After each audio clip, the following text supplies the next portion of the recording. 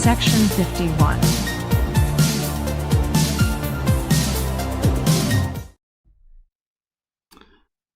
Hi everyone, welcome on UFO Section 51. This is DosGeek. You are always welcome on this channel, the channel UFO Section 51.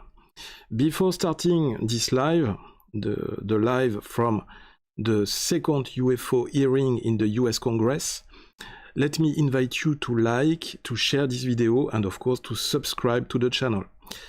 And right now we are going to the location of this new UFO hearing that is going to start very soon, in few minutes, in Washington DC, with some experts and some witnesses talking about classified or declassified files concerning UFOs. Let's go. And this is this scene. Okay, like this.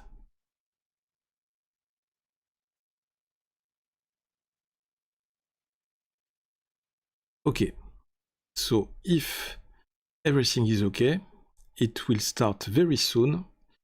Let me know if you have any problem to hear the sound or with the picture, the quality picture.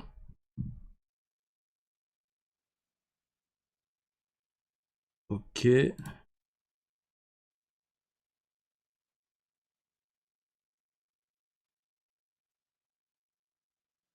Actually, it's 11:34 a.m. in the US, November the 13th, 2024. Hello everyone in the chat. Welcome. We have the first viewers in the chat. Hello Brandon, hello Francisco, Roger Blue Sky, hello Whisper. Let's hope we got new information, but I'm not holding my breath. Yo, pas mal l'anglais. Merci. Mais c'est le but aussi de ce live, c'est-à-dire je vais essayer de traduire en français, de vous relayer en français ce qui se dit en anglais. Et peut-être que même par la suite, en replay, je diffuserai une version avec les sous-titres en français. Thank you for having us. And it's always another way to make some live, because I know that a lot of you asked me very often to make new lives, new live streams on the channel. But sadly, I don't always have the time to make a live stream on the channel as it was done previously in the previous months. But of course, yes, I would be delighted, I would be very happy to make new live streams on the channel. As soon as I have time, it will be possible. But for the moment, I will keep on publishing new videos on the usual format, the format you know on the channel, the shorts and the usual videos. So I think that they are a little bit late. So don't worry if sometimes I am reading my smartphone, because I am with my wife.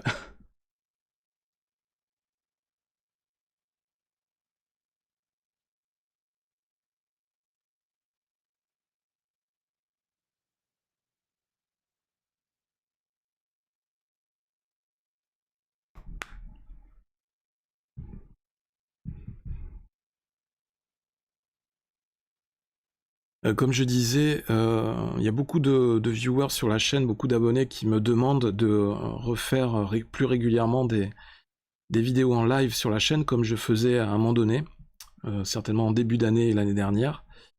En général, je faisais le live le mercredi soir. mais pour des raisons de temps aussi, évidemment, YouTube, c'est pas mon activité principale. J'ai dû ralentir un peu et c'est plus aussi évident qu'avant de faire des lives le mercredi soir. Et là, c'était la bonne occasion de refaire un live et de pouvoir assister en même temps que vous à cette nouvelle conférence. Alors, on est toujours en live. Peut-être rafraîchir la page, histoire de voir. I'm going to refresh the page. We can skip the commercial ad. Let's go. And the Subcommittee on National Security, the Border, and Foreign Affairs will come to order. Good morning and welcome, everyone. Without objection, Thank you, the chair may Francisco, declare for recess at the any gift. time. Thank you. And I Thank you for recognize the myself donation. for the purpose of making an opening Very much statement appreciated. right now. Good morning and welcome to today's historic hearing, which I'm co-chairing with Mr. Grothman, whose subcommittee held an important hearing on this topic last year. I want to thank my colleagues on the Oversight Committee, including Mr. Burchett, Mr. Burleson, Ms. Luna, Mr. Moskowitz, Mr. Garcia, for their relentless drive to get answers on UAPs. They've been steadfast in demanding transparency on the sightings reported by military pilots and armed forces. English, please. Yes. Their commitment to digging for the truth is exactly what this country needs to cut through the secrecy surrounding this issue. And many high-ranking individuals in the military and intelligence communities believe UAPs demand greater attention, and thus the purpose for this hearing today. Former National Security Advisor H.R. McMaster said on Bill Maher's program that, quote, there are phenomena that have been witnessed by multiple people that are just inexplicable by the science available to us. Army Colonel Carl Nell, a member of the federal government UAP task force, said at a conference this past May that non-human intelligence exists. Non-human intelligence has been interacting with humanity. This interaction is not new, and it's been ongoing, and there are unelected people in the government that are aware of that. But UAPs remain a controversial topic. I'm not going to name names, but there are certain individuals who didn't want this hearing to happen because they feared what might be disclosed. But we stood firm. No amount of outside pressure would ever keep me from pursuing a subject to ground. Pour les viewers français, je vous invite à essayer d'activer les sous-titres en temps réel pour voir si ça marche. Parce que chez moi, ça a l'air de marcher, mais je n'arrive pas à les afficher à l'écran. Vous aurez peut-être soit les sous-titres en anglais, soit la traduction en français. And agencies within the U.S. federal government and perhaps some of our contractors. It's never easy to present such information publicly. So I appreciate our witnesses voluntarily agreeing to being here today. This hearing is intended to help Congress and the American people to learn the extent of the programs and activities our government has engaged in with respect to UAPs and what knowledge it has yielded. This includes, of course, any knowledge of extraterrestrial life or technology of non-human origin. If government-funded research on UAPs has not yielded any useful knowledge, we also need to know those facts. Taxpayers deserve to know how much has it been invested, how much has been spent. They shouldn't be kept in the dark to spare the Pentagon a little bit of embarrassment.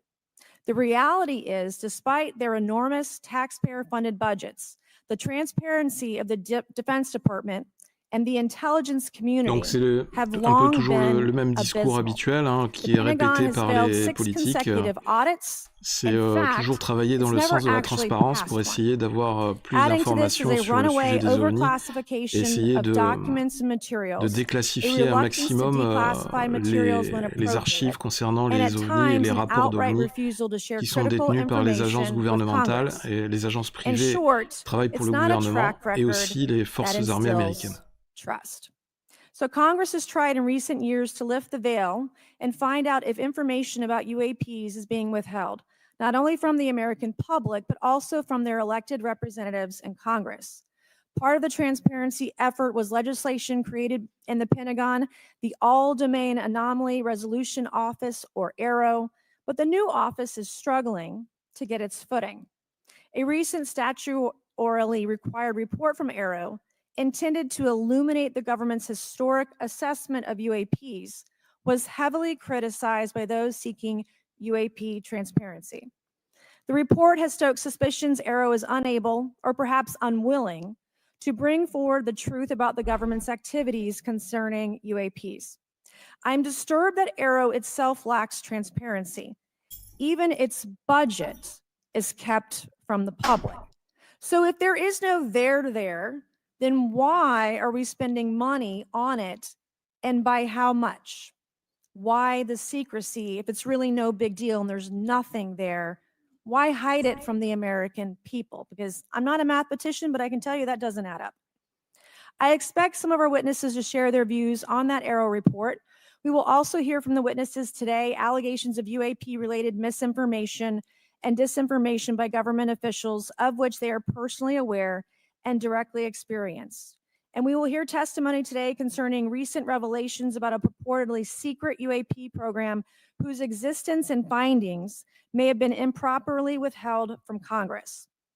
But before we get to the witnesses, we're going to have a few more opening statements from our colleagues. And one thing I wanted to add at the end of my closing statement is there is a document that will be entered into the congressional record today. Mr. Tim Burchett from Tennessee has this document, and we just distributed it to every member up here on the dais of this document. But this is going to be the original document from the Pentagon about Immaculate Constellation that Michael Schellenberger delivered to Congress today. So thank you, Mr. Schellenberger, for this information. We are all reading it in real time now, and Mr. Burchett will enter it into the record. But 12 pages about this unacknowledged special access program that your government says does not exist. So with that, I would acknowledge my colleagues, Mr. Garcia. I want to say, first of all, to Mr. Connolly, who cannot be here today, the ranking member on my subcommittee on cybersecurity, I want to say that I was greatly saddened to hear about the recent news of Mr. Connolly's cancer diagnosis. And I want to convey to him and to all of our colleagues, we wish our very best to you and a full and speedy recovery. Always forever. And with Thank that, you, I would alien believers. acknowledge Mr. Garcia for 5 minutes. Thank you. Thank you very much, Chairwoman. And I want to thank the Chairwoman and the Chairman both for their continued support and really treating this this discussion and these hearings in a way that's bipartisan. I think one thing that's very important for all of us that are interested in the conversation around UAPs is that this is an area that both Republicans and Democrats, where we may disagree in a lot of other spaces, this is an area where bipartisanship is really important. And in fact, I would add it's critical that we all continue to work together in a way that moves forward with the truth and important disclosure. So we're here to have a bipartisan and serious conversation, I believe, about our national security. C'est un sujet qui doit concerner tous les partis politiques. Evidence and the Peu data in importe front of us. la couleur I want to note that politique. we have our witnesses here. I want to thank you all for being here, and note that also we amongst you have folks that have also served us in our military. And I know that for many of you, this has been a difficult process, but I'm very grateful to have you with us today, and thank you for joining us. I also want to note that today's hearing builds on a quite, I think, also historic public hearing that we had many months ago that Mr. Grothman and others helped lead in this very same hearing room, where I believe we began a really important public conversation about UAPs. And so I want to thank him for that, and I especially want to thank Chairwoman Mace for her continued advocacy on this topic. I also want to start with some facts. We know that there are objects or phenomena observed in our airspace, as our witnesses will testify, and also possibly in our oceans. In many cases, we don't know what they are, and this is, of course, why we're discussing UAPs. Now, the All-Domain Anomaly Resolution Office, AARO, has reported hundreds of UAPs that remain, quote, uncharacterized and unattributed, and which, quote, appear to have demonstrated unusual flight characteristics or performance capabilities and require further analysis. This is our own AARO office. Now, we shouldn't prejudge what they might be. I'm certainly not going to. We need evidence. But what we are detecting things, and we know that we don't understand them, and this is worth investigating. Now, the American people have legitimate questions, and I believe it's critical that Congress should help address them. This is about the truth and science and facts. Now, transparency and faith in our institutions is vital in a good democracy. Now, I'm proud to say that this hearing will build on that important bipartisan work, and I want to thank everyone for being involved, including members of our committee. Now, in our last hearing in July, we heard testimony that a significant number of pilots of major airlines have witnessed UAPs as well, but have no real confidential way of reporting them to the government. We heard that commercial pilots who encounter UAPs may be hesitant to speak openly due to stigma or fear of retaliation. We also know that Aero has reported that, and I want to quote, that most reports still reflect a bias towards restricted military airspace, a result of reporting from military personnel and sensors present in such areas. And so the lack of ability for civilian pilots raises real safety concerns and limits our ability to understand UAPs. This is a particular piece of this conversation that I am very interested in. Now, our last hearing inspired us to introduce the Safe Airspace for Americans Act, joined by Chairman Grothwin, Chairwoman Mace, and a bipartisan group of co-sponsors. I see some of our leaders from Safe Airspace for Americans Act here, and that would create a safe reporting for UAP process, which we want to continue to do. Now, members of both parties and senior officials in multiple administrations have now taken an interest in this issue. Mainstream media, in many cases, are beginning to take more of an interest in this issue, and we should all be proud to carry that work and build confidence for the American people. I believe we can always be more transparent. Let's to me, this hope hearing that and others are the simply new about president, the truth Donald and Trump, getting to the facts of what these UAPs actually will are. do the job It's very important that in we order show that to, Democrats and Republicans in Congress give can work more together to transparency cut through and misinformation and to look for a help serious and thoughtful way the to have the UFO disclosure discussion become in a reality. public. Many of us have also called for additional public hearings to And discuss that UAPs. all This the should work be a that has topic been that done continues on throughout the previously Congress so we can will be gather more continued information, data, and by work with the the relevant new agencies team and to gather more the information. new Finally, just want to add that those that are here on this elected dais, many of us have people participated also in with Donald classified Trump. briefings as well, and where we have also gained a lot of important, I think, and interesting information, at least I personally have. And so with that information, we want to continue today's hearing, and I thank all of our witnesses for being Il y a here. beaucoup And with that, I'd like to yield back. de discours pour Thank you, Mr. Garcia. And I'd now like d'introduction. to recognize Mr. Grothman for a 5-minute Ils disent introduction. en gros à peu près tous la même Thank chose, you. que c'est une cause Good morning. I'd like to nationale et thank our qu'il witnesses for being here one more faut time. This is passer au-delà a des topic clivages I've been interested politiques. in since 8th grade. I'd like to thank Ms. Mace for working with me on this topic and for making this a joint subcommittee hearing. Last year, the Subcommittee on National Security, the Border and Foreign Affairs here held an historic hearing to understand the potential national C'est security incroyable le risk of temps qu'on unidentified perd anomalous phenomena, or à, UAPs. à écouter We tous heard from ces former Navy responsables Commander répéter David toujours la Fravor, même chose who shared à propos firsthand des experience with priorités, des UAP choses qui doivent être faites while on duty pour in the avoir plus de Pacific. transparence. En We fait, learned from on David perd déjà Bresch, a une former demi-heure member au of the début de la intelligence conférence community, pour revealed the supposed existence of secret rappeler government des programs choses qui sont hidden évidentes ou from que tout le congressional monde sait déjà. oversight. Additionally, I was saying former that military it's pilot Ryan unbelievable. Graves informed us of It's the amazing limited ways in how which the we military are and losing commercial some time at the pilots can beginning report of UAP the sightings. hearing Since that last with hearing, all I've these led several briefings important with government people, these agencies to senators deepen and these my understanding politics, with these issues. always First, the Department of repeating Defense and Inspector General's Office explaining informed why us it is that the important Department to of have Defense more does not have a transparency, streamlined process why for this service cause, members to report UAP this activity. subject of the Since UFOs then, or the Joint UAPs Chiefs have is implemented always standards for important UAP to develop, reporting across the services. and The we are intelligence losing a community lot of Inspector General time informed us that by whistleblowers always often repeating fear and retaliation repeating for all reporting this. mismanagement of highly It will sensitive certainly government take projects or around 30 Finally, minutes AARO before has we expressed to really the get committee that, like into any the other art federal of the subject. government agency, it's faced challenges in its Because establishment. all that they are Specifically, saying for the in moment, hiring staff to manage we UAP already historical records know and what they coordinating are with other saying. federal agencies. Well, these agencies have been helpful to us in They're understanding talking the about challenges that coordination, come from about collecting UAP working data. together, None of them about have been able to collaborating. substantiate the claims made at But this we hearing last year already by heard David all Rush. this Despite in the our previous committee members months. endlessly questioning these agencies inside and outside of a skiff. I hope our witnesses today will be able to provide evidence and content that is worthwhile to our pursuits. Il espère qu'aujourd'hui, on aura accès à de nouvelles preuves To help alleviate some of the roadblocks, I'm supportive of measures that were included qui in last vont year's confirmer encore plus, encore davantage l'existence des ovnis, l'existence d'une vie extraterrestre qui nous visite But régulièrement. I believe there's still more work to go. I co-led the Safe Airspace for Americans Act with Ranking Member Garcia, which requires the Federal Aviation Administration to develop procedures. Thank you again, to collect everyone, UAP for data from a watching this civilian live stream aviators. on the channel UFO I look Section forward to 51. working And with thank you members for of Congress supporting to see that the this channel and legislation and other UAP supporting my legislation work. crosses the finish line. I'm deeply alarmed by the reporting of the massive drone swarm that flew over Langley Air Force Base in Virginia last December. Là, Langley il is fait the home allusion of à the first la, fighter wing, which le maintains half survol of the F-22s de groupes in the US d'OVNI Air Force qui inventory. sont passés Reports of au-dessus de this la base incident militaire de indicate Langley these drones were roughly au mois 20 feet d'octobre long, 2024. flying more than 100 miles an hour at an altitude of over 3,000 feet. Yet the origin of these drones and their operators remains a mystery.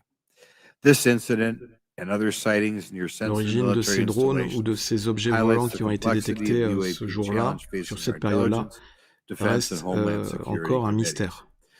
Whether these phenomena are the result of foreign adversaries developing advanced technologies or something else entirely, we must take them seriously, investigate them thoroughly, and assess their implications on national defense. The repeated UAP sightings around sensitive military sites underscores the need for innovative defensive strategies beyond traditional measures. They also highlight the urgent need for updated policies to address emerging threats, as well as more effective interagency cooperation and intelligence sharing. However, none of this is going to be possible without transparency. For far too long, critical information about UAPs has been either classified or ignored, leaving the American public and key congressmen without clarity Hello, needed to Vera make informed Novakova. decisions. How are you? Declassifying reports and fostering a more open Vera is dialogue about always here. UAPs will not only increase Always the public supporting the trust, channel. but also For many encourage years now. collaboration between government, the scientific community, and our allies. Quite frankly, there's been things that have been kept secret that is, I think, old enough that there is no reason it shouldn't be released, regardless of any so-called, private information. A transparent approach will allow us to share insights, identify patterns, and develop new strategic defenses. As we continue to investigate these phenomena, we must do so with a mindset Hello, of protecting our Kitty country, Muse. advancing scientific discovery, Why these and people upholding the always trust of look the like American they people, just woke up who from a right now nap? I don't think have trust, and it's just obvious. I don't have trust. We cannot shy away from the unknown, especially when the stakes are so high. But in I look Washington, forward to D.C., discussing these matters with the it's witnesses the today. morning. I'm hopeful we can learn from the testimony and come out of this hearing with actionable ideas to advance UAP transparency. Actually, the idea is just to say, in my mind, go back So 15 maybe they years and just everything woke has up to be at released. 11 I'm a.m. hopeful that we can learn from their testimony and come out of this hearing. And with that, I yield back. Thank you. I'll now recognize Mr. Moskowitz for a 5-minute introduction. Thank you, Chairwoman. Good morning, everyone. I first want to thank the chairs and ranking members for holding the hearing today on this topic and again having a second hearing. I want to thank the witnesses Mr.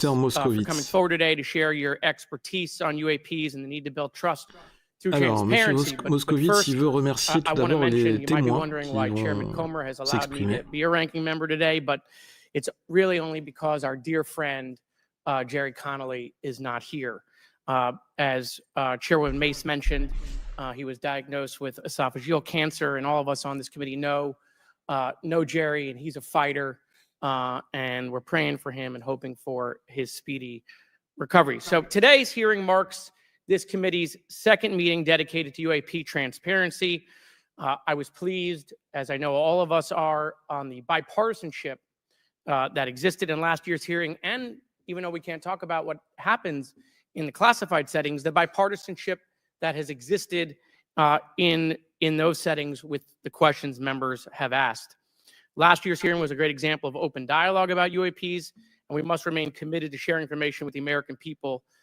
And I think you see that commitment based on the people here and the commitment across the political spectrum. I personally have worked with multiple members of this committee, but I want to particularly thank Congressman Burchett, Mace, Luna, and Garcia for working on bipartisan pieces of legislation.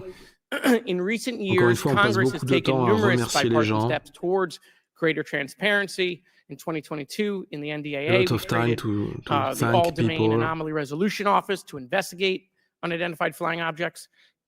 Following Aero, along with ODNI, released an unclassified report on UAP sightings. Of the 366 sightings included in the report, 171 remain uncharacterized, with some of these appearing to have demonstrated unusual flight characteristics or performance capabilities.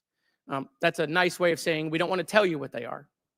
In March, Aero revealed a report on the historical record of U.S. government involvement with UAPs, which covered investigatory efforts going back from 1945 to the present day. How long will it Earlier last? this year, I joined À votre avis, combien Congressman de temps ça Burchett va to durer? introduce the UAP Transparency Act, which would require Est-ce the que ça va durer 2 declassification of heures? all documents related to UAPs 1h30? with many other members of this committee. In fiscal year Will the 2024, the hearing NDA last required the National Archives and Records Administration to establish half, the an hour and a unidentified half, anonymous 2 phenomena hours, records 3 collection. This hours? collection will include digital copies of all unidentified UAP records that can be publicly disclosed.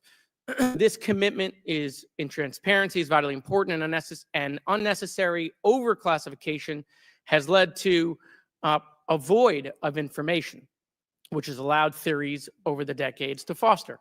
When the American people and members of Congress ask, are reports of UAPs credible, we're met with stonewalling.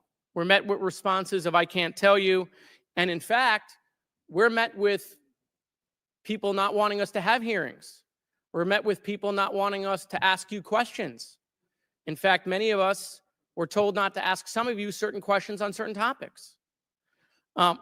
In a time of heightened distrust of our government institutions, I believe more transparency is not only needed, but is possible. And obviously we can respect national security limits, but we also have to provide our constituents with the information and oversight that they have tasked us for. It's part of this, government agencies must maintain All of open them on lines the of committee are communication giving with time to members of question the Congress. military panel. And there Yes, are regular it is questions said that that Americans have. we What will are have UAPs? Are some they real? military Are they witnesses ours? today, How has this but I technology don't know when. been developed? How do they get funded? Right? And now we've seen this has gone from a long time ago where you could discredit people because it's some guy living in a Winnebago. You're able to see people now. These are pilots. These are military. These are folks with serious backgrounds. This has changed the face of this because now we have video. People will have questions. We know there are advanced technology programs.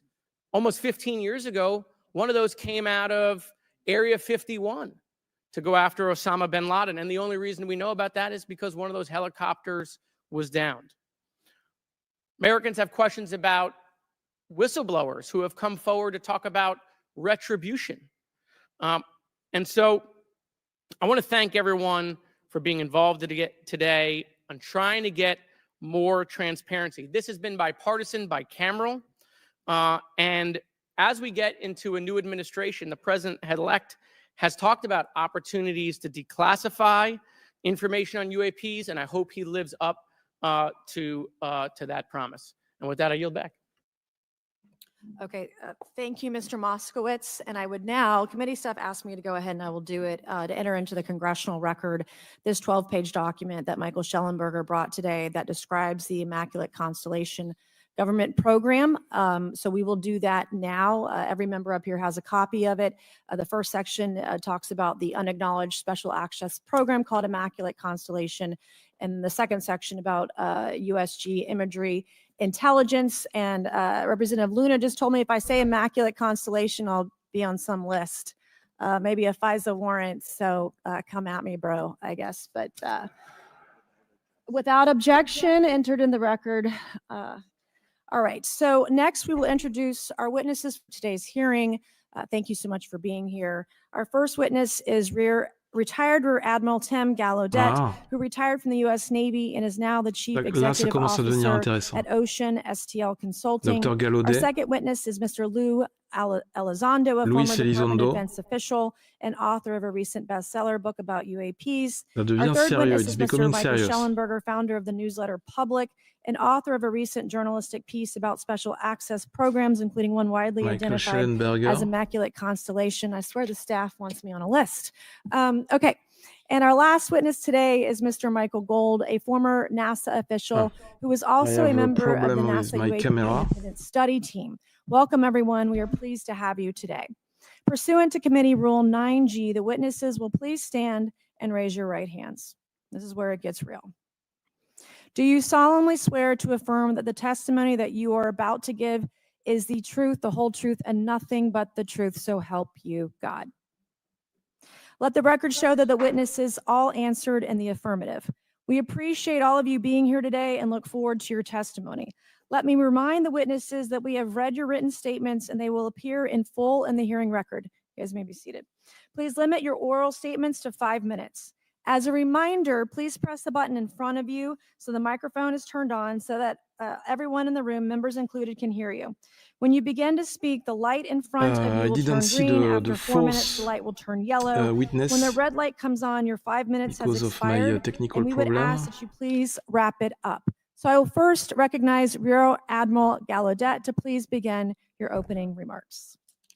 Thank you, Chairwoman Mace, Chairman Grothman, Ranking Members Connolly and Garcia, and members of the committee. Thank you for this opportunity to testify today regarding unidentified anomalous phenomena, or UAP.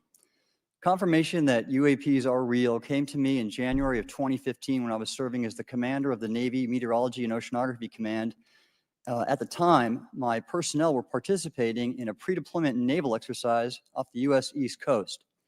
It included the USS Theodore Roosevelt Carrier Strike Group, and this exercise was overseen by the United States Fleet Forces Command, led by a 4-star admiral who at the time was also my superior officer.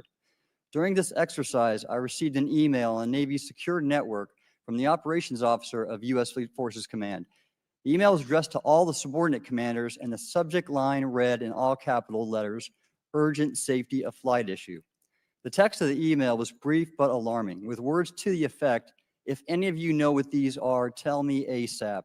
We are having multiple near mid-air collisions, and if we do not resolve this soon, we are going to have to shut down the exercise." Attached to the email is what is now known as the Go Fast video, captured on the forward-looking infrared sensor of one of the Navy FA-18 aircraft participating in the exercise.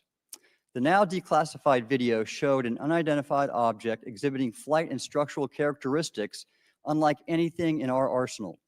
The implication of the email was clear.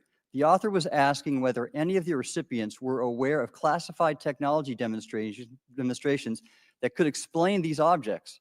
Because the DoD policy is to rigorously deconflict such demonstrations with live exercises, I was confident this was not the case. The very next day, that email disappeared from my account and those of the other recipients without explanation.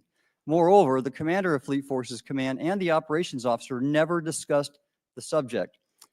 Even during weekly meetings specifically designed to address issues affecting exercises like the one in which the Theodore Roosevelt Strike Group was participating. This lack of follow-up was very concerning to me. As the Navy's chief meteorologist at the time, I was responsible for reducing safety of flight risks. Yet it appeared to me that no one at the flag officer level was addressing the safety risk posed by UAPs. Instead, pilots were left to mitigate these threats on their own without guidance or support. I concluded that the UAP information must have been classified within a special access program managed by an intelligence agency. That is a compartmented program that even senior officials, including myself, were not read into.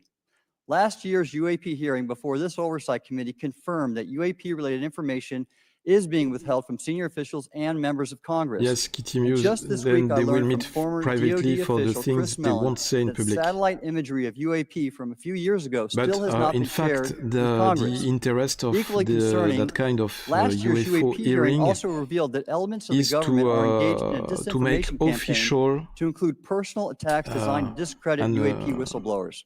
and officially Having never public signed a non-disclosure agreement all regarding the UAPs, different and now as claims a private made by citizen, these I've become an military advocate for witnesses greater UAP transparency during the from the previous government. months, The and especially continued Luis Elizondo, overclassification surrounding UAPs has not only hindered our ability to effectively address who these gave phenomena, a lot of it has also information eroded and a trust in lot our of institutions. claims. While I applaud previous bipartisan in legislation the passed by recent Congress months, concerning UAPs, a more let me remind comprehensive you that approach is he needed to published a address the book broader implication of UAP on public safety and national talking security, about as well all as the these claims, socioeconomic all these UFO opportunities that open reports UAP research that he could was unlock. aware Therefore, I recommend Congress take the following action, when which he I believe worked will receive in the bipartisan support. secret First, agency, establish the robust US oversight of agency. the executive branch's management of UAP information by directing key officials, beginning with the director of the DoD's Je All-Domain disais en Anomaly fait Resolution que Office, to provide comprehensive briefings on what the government l'intérêt knows de about ce genre de UAP and does not conférences, know. d'auditions Two, publiques, c'est enact the que ça provisions a le of the UAP mérite Disclosure Act that establish a UAP Records Review de Board rendre to ensure officiel independent oversight, et de transparency, and faire, accountability in the government's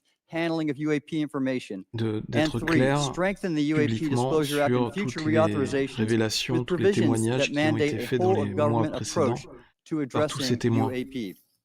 In closing, I will qui ont share my été, personal qui ont fait reasons ces for speaking out on témoignages, this topic. chacun de son côté, First, as a former séparément, science agency leader, sur having différentes led the plateformes National Oceanic and Atmospheric ou lors d'interviews. Administration, I've always Là, au sought moins, the ça a le truth in mérite human de tout knowledge and thought. réunir Now that en we une know seule UAP are interacting conférence, with sur une humanity, seule and these audition. include unidentified submerged objects in the ocean, we should not turn a blind eye, but instead Yes, boldly it's face this better new than no reality and information learn from it. at all. Agreed. Additionally, at a time when leaders in government leave much to be desired, I feel obligated to show moral leadership on this I hope issue that of my UAP voice is disclosure by not covering validating too the much credibility when of he's the talking. courageous men and women who have come out as witnesses and whistleblowers to expose the truth. My speaking out has encouraged others to do the same, and it's my hope over time that a number of your But constituents Mr. Gallaudet will want to know the truth has and made about a lot of UAP, and will claims increase, this number will previously increase to such an extent in the that the past. congressional action I've just He recommended will become witnessed a lot of inevitable. Thank you, and I look UAP forward to your reports. questions. Thank you. I will now recognize Mr. I Elizondo think for that his is opening a statement. very legitimate witness. Greetings, Chairwoman Mace, Chairman Grothman, Ranking Members Connolly and Garcia, and members of the committee. It is my honor and privilege to testify before you on the issue of I unidentified wish the anomalous guy in the phenomenon, lower right formerly corner known would as stop UFOs. talking. On behalf of our brave men and women in uniform and across the intelligence community, as well as my fellow Americans who have awaited this day, thank you for your leadership on this important matter. Let me be clear. UAP are real. Advanced technologies not made by our government or any other government are monitoring sensitive military installations around the globe. Furthermore, the U.S. is in possession of UAP technologies, as are some of our adversaries. I believe we are in the midst of a multi-decade secretive arms race, one funded by misallocated taxpayer dollars and hidden from our elected representatives and oversight bodies. For many years, I was entrusted with protecting some of our nation's most sensitive programs.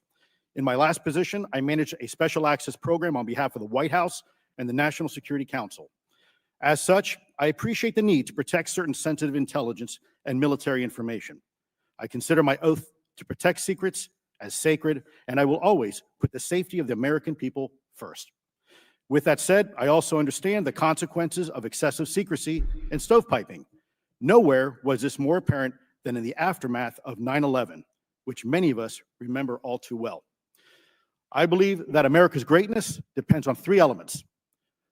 A watchful Congress, B, a responsive executive branch, and C, an informed public. Over the last decade and a half, I learned that certain UAP programs were and are operating without any of these elements. Although much of my government work on the UAP subject still remains classified, excessive secrecy has led to grave misdeeds against loyal civil servants, military personnel, and the public, all to hide the fact that we are not alone in the cosmos. A small cadre within our own government involved in the UAP topic has created a culture of suppression and intimidation that I've personally been victim to, along with many of my former colleagues. This includes unwarranted criminal investigations, harassment, and efforts to destroy one's credibility. Most Americans would be shocked to learn that the Pentagon's very own Public Affairs Office openly employs a professional psychological operations officer as the singular point of contact for any UAP-related inquiries from citizens and the media. This is unacceptable. Many of my former colleagues and I have provided classified testimony to both the Department of Defense and the Intelligence Community Inspector General, and many of us have subsequently been targeted by this cabal with threats to our careers, our security clearances, and even our lives. This is not hyperbole, but a genuine fact, and this is wrong. To fix these problems, I propose three principal actions.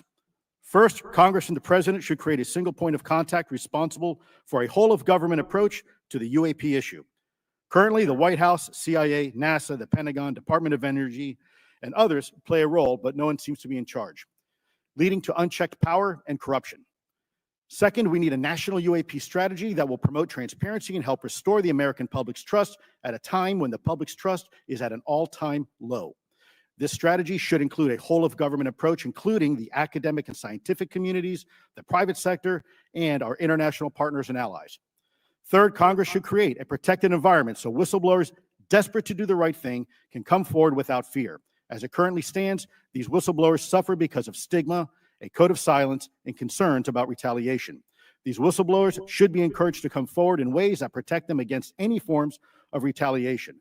Policies and procedures should ensure that protection, and for those who refuse to cooperate, it is up to the members of this committee and the other lawmakers to wield their subpoena power against hostile witnesses and prevent additional government funding to those UAP efforts that remain hidden from congressional oversight. In closing, we as Americans have never been afraid of a challenge. In fact, we thrive on them, whether it's eradicating polio or going to the moon. We don't run from a challenge, we take it head on. To the incoming administration and Congress, I say to you, we need immediate public transparency, and this hearing is an important step on that journey. If we approach the UAP topic in the same way as we as Americans have met other challenges, we can restore our faith in our government institutions. Together, we can usher in a new era of accountable government and scientific discovery. I believe that we as Americans can handle the truth, and I also believe the world deserves the truth. Thank you, esteemed members of Congress, for your time today. It is profoundly appreciated by many. Thank you. I ask unanimous consent for Representatives Ogles of Tennessee and Boebert of Colorado to be waived onto the subcommittee for today's joint subcommittee hearing for the purpose of asking questions. Without objection, so ordered. I would now like to recognize Mr. Schellenberger for his introductory remarks. Chairwoman Mace, Chairman Grothman, thanks. Ranking Member Connolly, Ranking Member Garcia, members of the subcommittees, thank you for inviting my testimony. One of Congress's most important responsibilities is oversight of the executive branch in general and the military and intelligence community in particular. Unfortunately, there is a growing body of evidence that the U.S. government is not being transparent about what it knows about unidentified anomalous phenomena, and that elements within the military and the IC are in violation of their constitutional duty to notify Congress of their operations. President-elect Donald Trump and former President Barack Obama have both said that the government has information about UAPs that it has not released. There are other explanations for UAPs than that they represent a new form of life or non-human life. Current dominant alternative theories, including those put forward by AARO, are that UAPs are some kind of natural phenomena we don't yet understand, like ball lightning or plasma. They could also be part of some new U.S. or foreign government weapons programs, such as drones, aircraft, balloons, CGI, hoaxes, or birds. Whatever UAPs are, Congress must be informed, as must the people of the United States. We have a right to know what UAPs are, no matter what they are. However, we now have existing and former U.S. government officials who have told Congress that AARO and the Pentagon have broken the law by not revealing a significant body of information about UAPs, including military intelligence databases that have evidence of their existence as physical craft. One of those individuals is a current or former U.S. government official acting as a UAP whistleblower. This person has written a report. This is the report that says the executive branch has been managing UAP, NHI issues without congressional knowledge, oversight, or authorization for some time, quite possibly decades. Furthermore, these individuals have revealed the name of an active and highly secretive DoD unacknowledged special access program, or USAP. The source of that document told me, that the USAP is a strategic intelligence program that is part of the U.S. military family of longstanding, highly sensitive programs dealing with various aspects of the UAP problem. The new UAP whistleblower claims that the U.S. military and IC database includes videos and images taken using infrared, forward-looking infrared, full-motion video, and still photography. The report that was just shared with Congress says Immaculate Constellation serves as a central or parent USAP that consolidates observations of UAPs by both tasked and untasked collection platforms. Immaculate Constellation includes high-quality imagery intelligence and measurement and signature intelligence of UAPs, the whistleblower's report adds.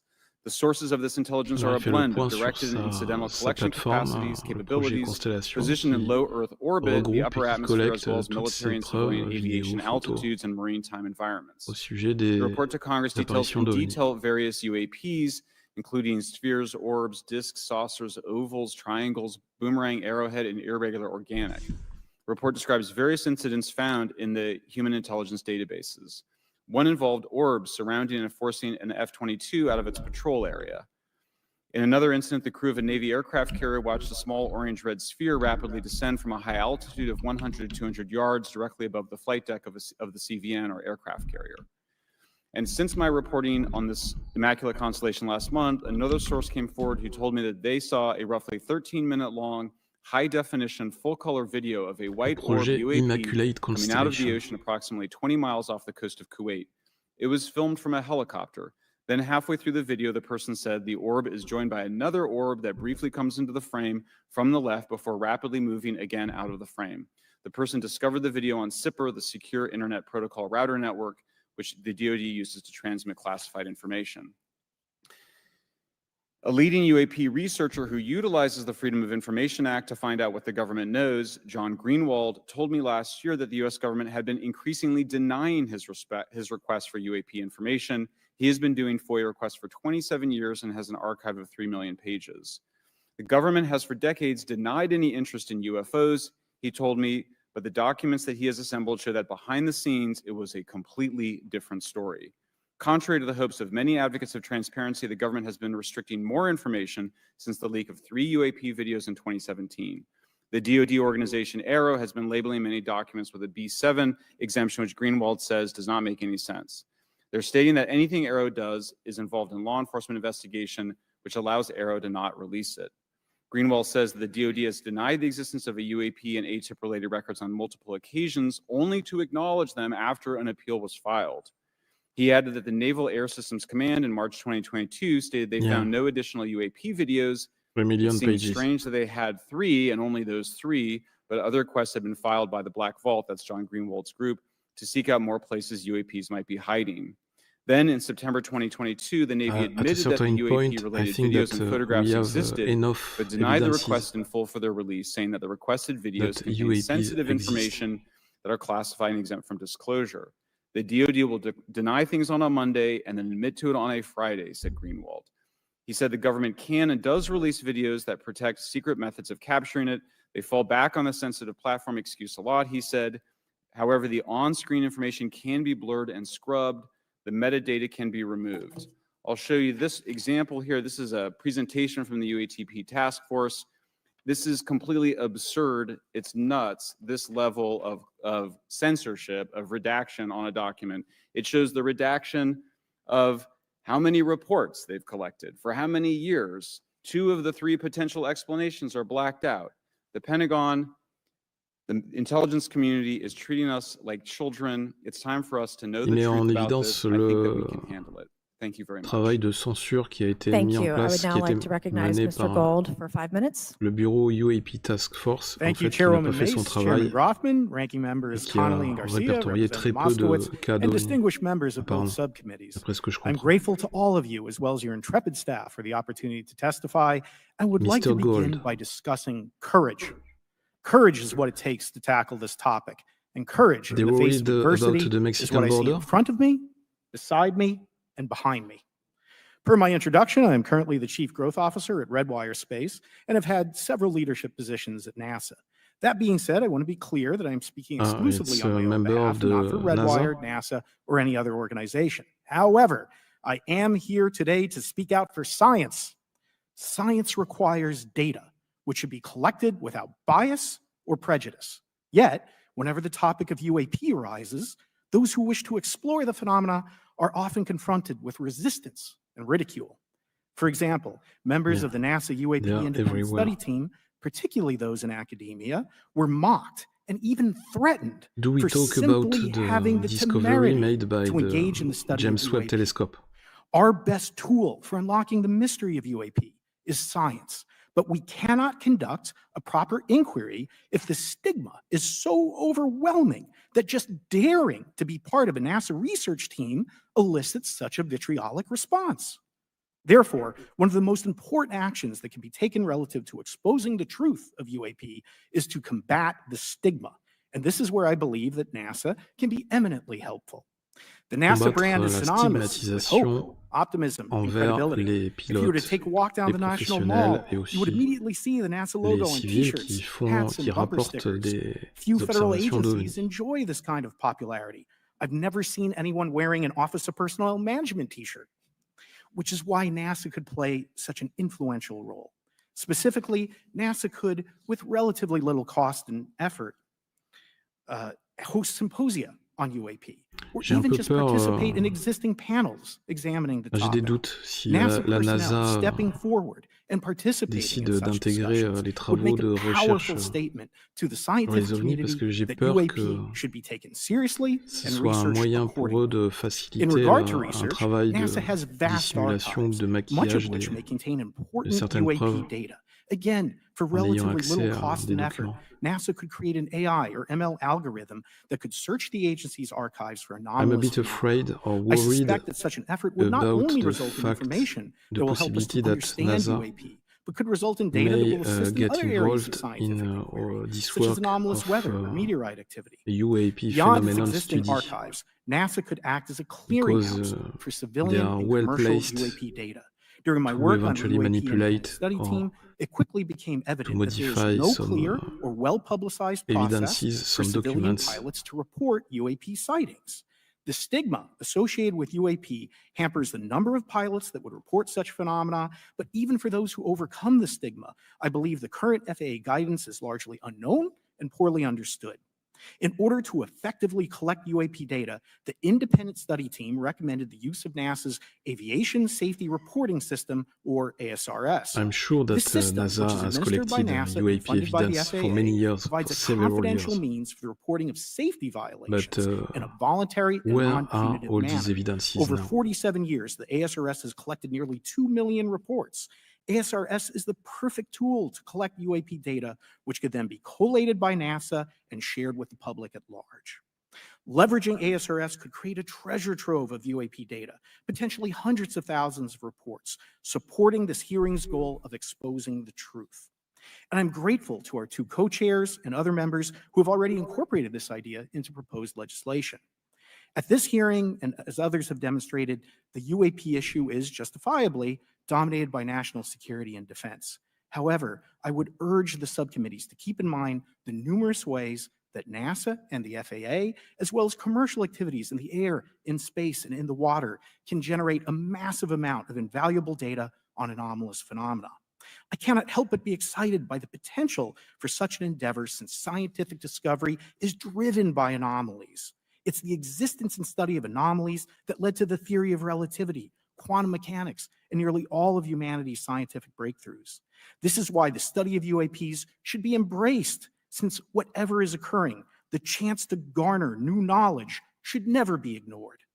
We must be thorough in collecting information, fearless in making conclusions, and open to following the data, no matter how mundane or extraordinary the results may be.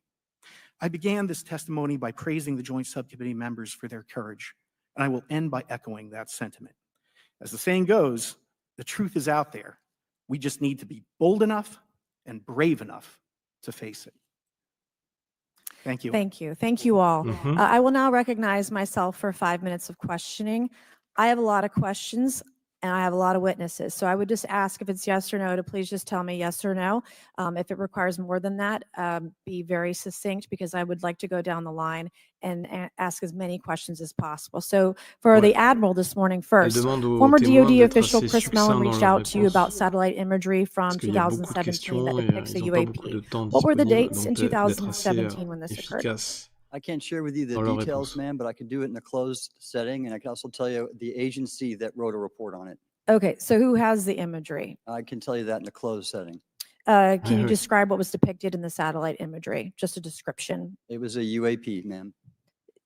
That's it? No other description? The term that the analysts use, they call it the button. It was a disc-shaped object. Okay, where was it? I can't tell you that, ma'am. Okay.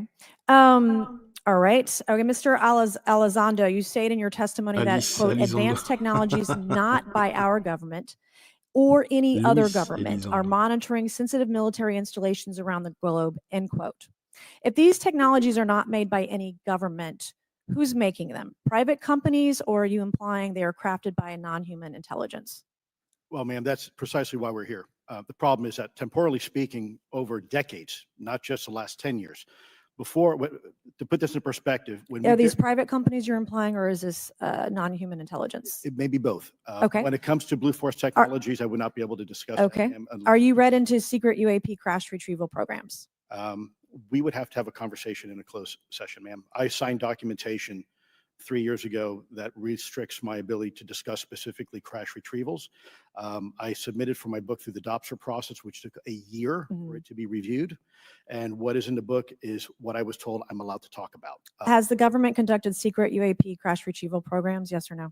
Yes, Okay. Were they designed to identify and reverse engineer alien craft? Yes or no? yes.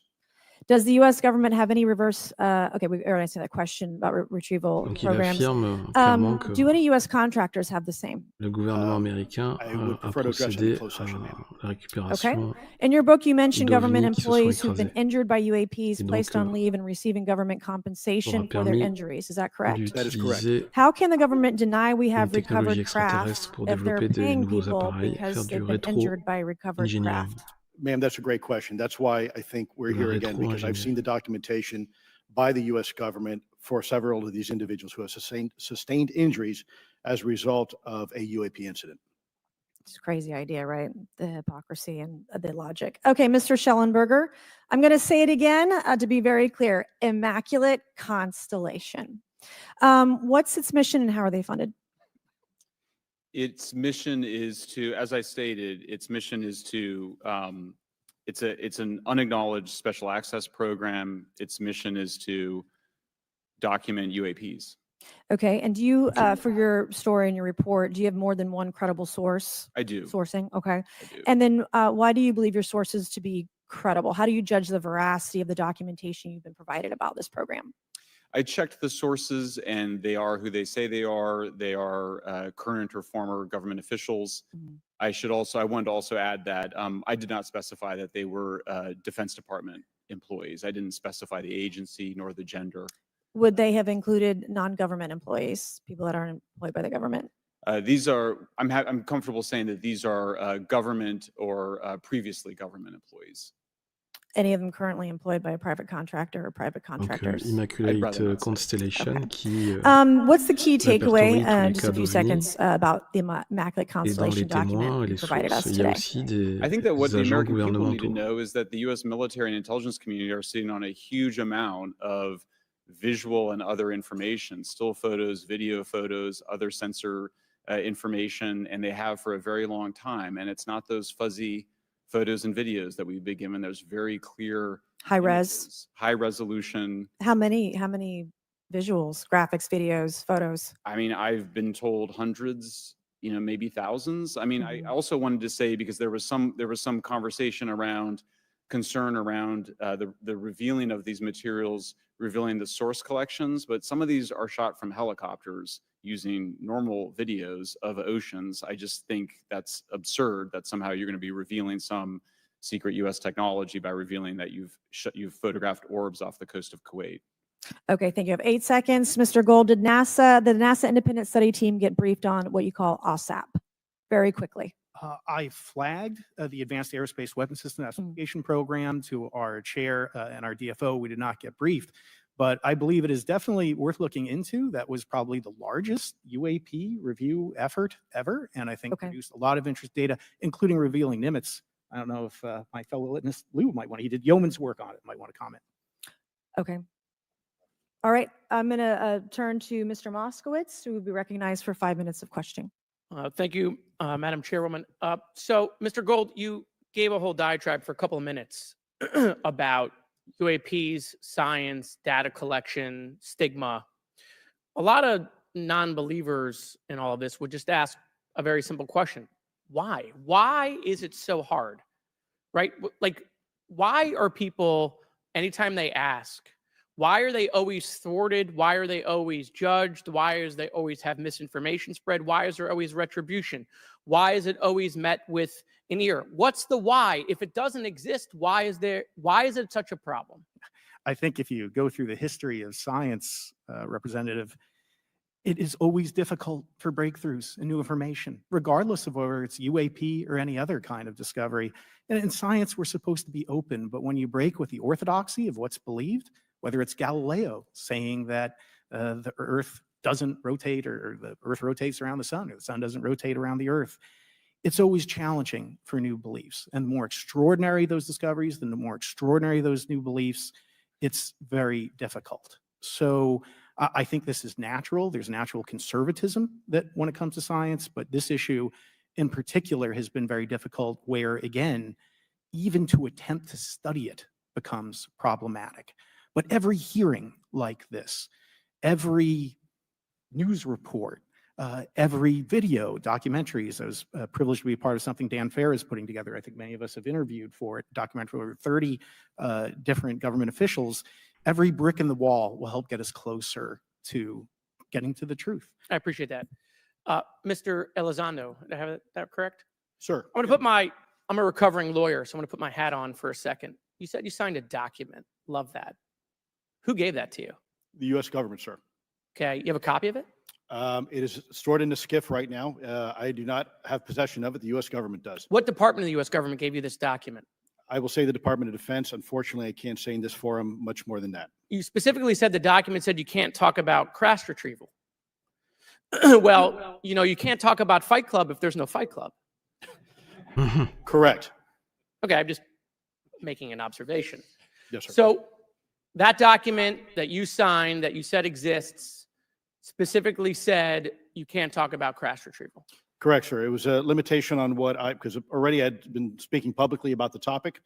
And so the document said you can continue saying X, Y, Z, but you cannot discuss the topic. When you of crash give retrievals. me the atmosphere of signing this document. You're in a room by yourself? I'm in a SCIF with a security officer, sir. Just one-on-one? Anybody else? There may have been an assistant as well. It was in a SCIF within a Elizondo parle des Give me your conditions background dans real quick. lesquelles il a dû My signer background un is document de I went to school to study confidentialité microbiology and immunology. qui Entered into the l'empêche U.S. Army de and after parler a very publiquement du sujet. short stint in military intelligence. Document de I became confidentialité a signé avec des counterintelligence officiers special agent supérieurs. as a civilian. Et Later on, I le became sénateur a essaye d'en special savoir un agent in peu plus. charge, running investigations in counterterrorism and counterespionage primarily, with some experience in counterinsurgency and counternarcotics. And then in 2009 timeframe, when I came back to the Pentagon after a tour with the Director of National Intelligence, I quickly became part of a program that was originally called OSAP that evolved into the program now called ATIP, which is where those videos that we now see, the Go Fast, the Gimbal, the FLIR, that was part of our effort, sir. Right. So you're not some conspiracy theorist. You actually have a legitimate background. Well, sir, I'm certainly not a conspiracy theorist. I'm lui demande si, fact-based, just say facts. So when you're in il this est, room, I want to paint on the peut le picture for considérer everybody. You're in comme this un room, you're by complotiste. yourself, you're in a skiff, you're handed a Et document. How lui, long il is the répond, document? bien sûr que non, je It's suis pas about un a page complotiste. front and back. So basically, you have some things they call trigraphs, which I cannot, again, talk. How long were you given to sign the document? As long as I needed, sir. And what if you didn't sign it?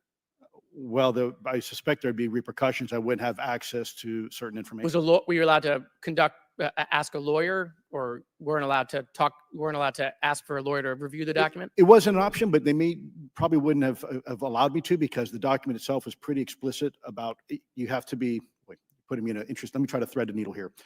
Don't leave the There live are stream certain now because documents it's that we becoming have in the US very government interesting, I that think. allow people to have access to certain programs, whether it's a special, and I'm going to be very generic here, whether it's a special access program or a controlled access program, SAP, CAP, whatnot. How many people have to sign that document? It depends how many people are going to get access to the information, sir.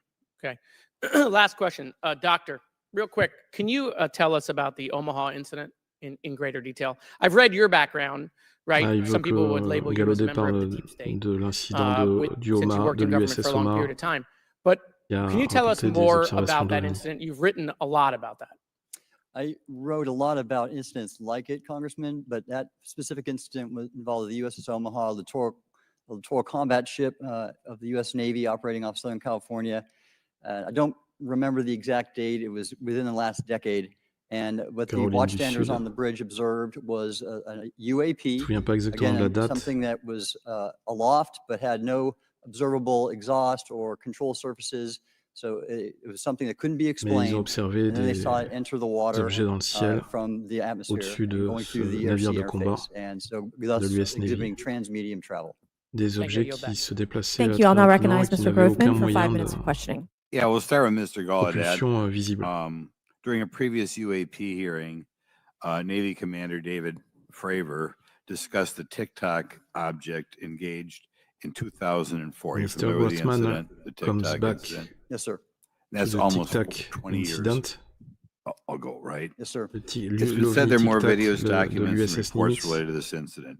Do you believe the information regarding the TikTok incident should be available to all members of Congress? And in your expertise, what reason would the Department of Defense possibly have for not releasing information that's over 20 years old? Thank you, Congressman. I don't think there's any good reason to withhold information and important data, especially of national security demande- concern from Congress. What would Selon they lui, quelles say? seraient les raisons pourquoi toutes ces I would informations speculate, sir, that de cet they don't want incident to share auraient that été kind of gardées secrètes information aussi because it longtemps? reveals weaknesses Et lui, in our il ability to répond qu'il monitor and n'arrive pas protect our à vraiment airspace. comprendre ou trouver de Okay. raisons In valables. your written testimony, you claim last year's UAP hearing before this oversight À part committee évidemment confirmed that UAP-related des information raisons un is peu plus well, it's not secrètes being withheld. ou But malveillantes. the elements of the government are engaging in a disinformation campaign to include personal attacks designed to discredit UAP whistleblowers. Could you elaborate on that statement a little? Yes, sir. Earlier this year, I met with the DoD's All-Domain Anomaly Resolution Office. And what I thought would be a 90-minute meeting just to meet with leadership turned out to be an hours-long influence operation on me, where they attempted to convince me of the validity of the very flawed and error-ridden historical records report. In addition, they tried to have me question very valid UAP reports like the Tic-Tac incident.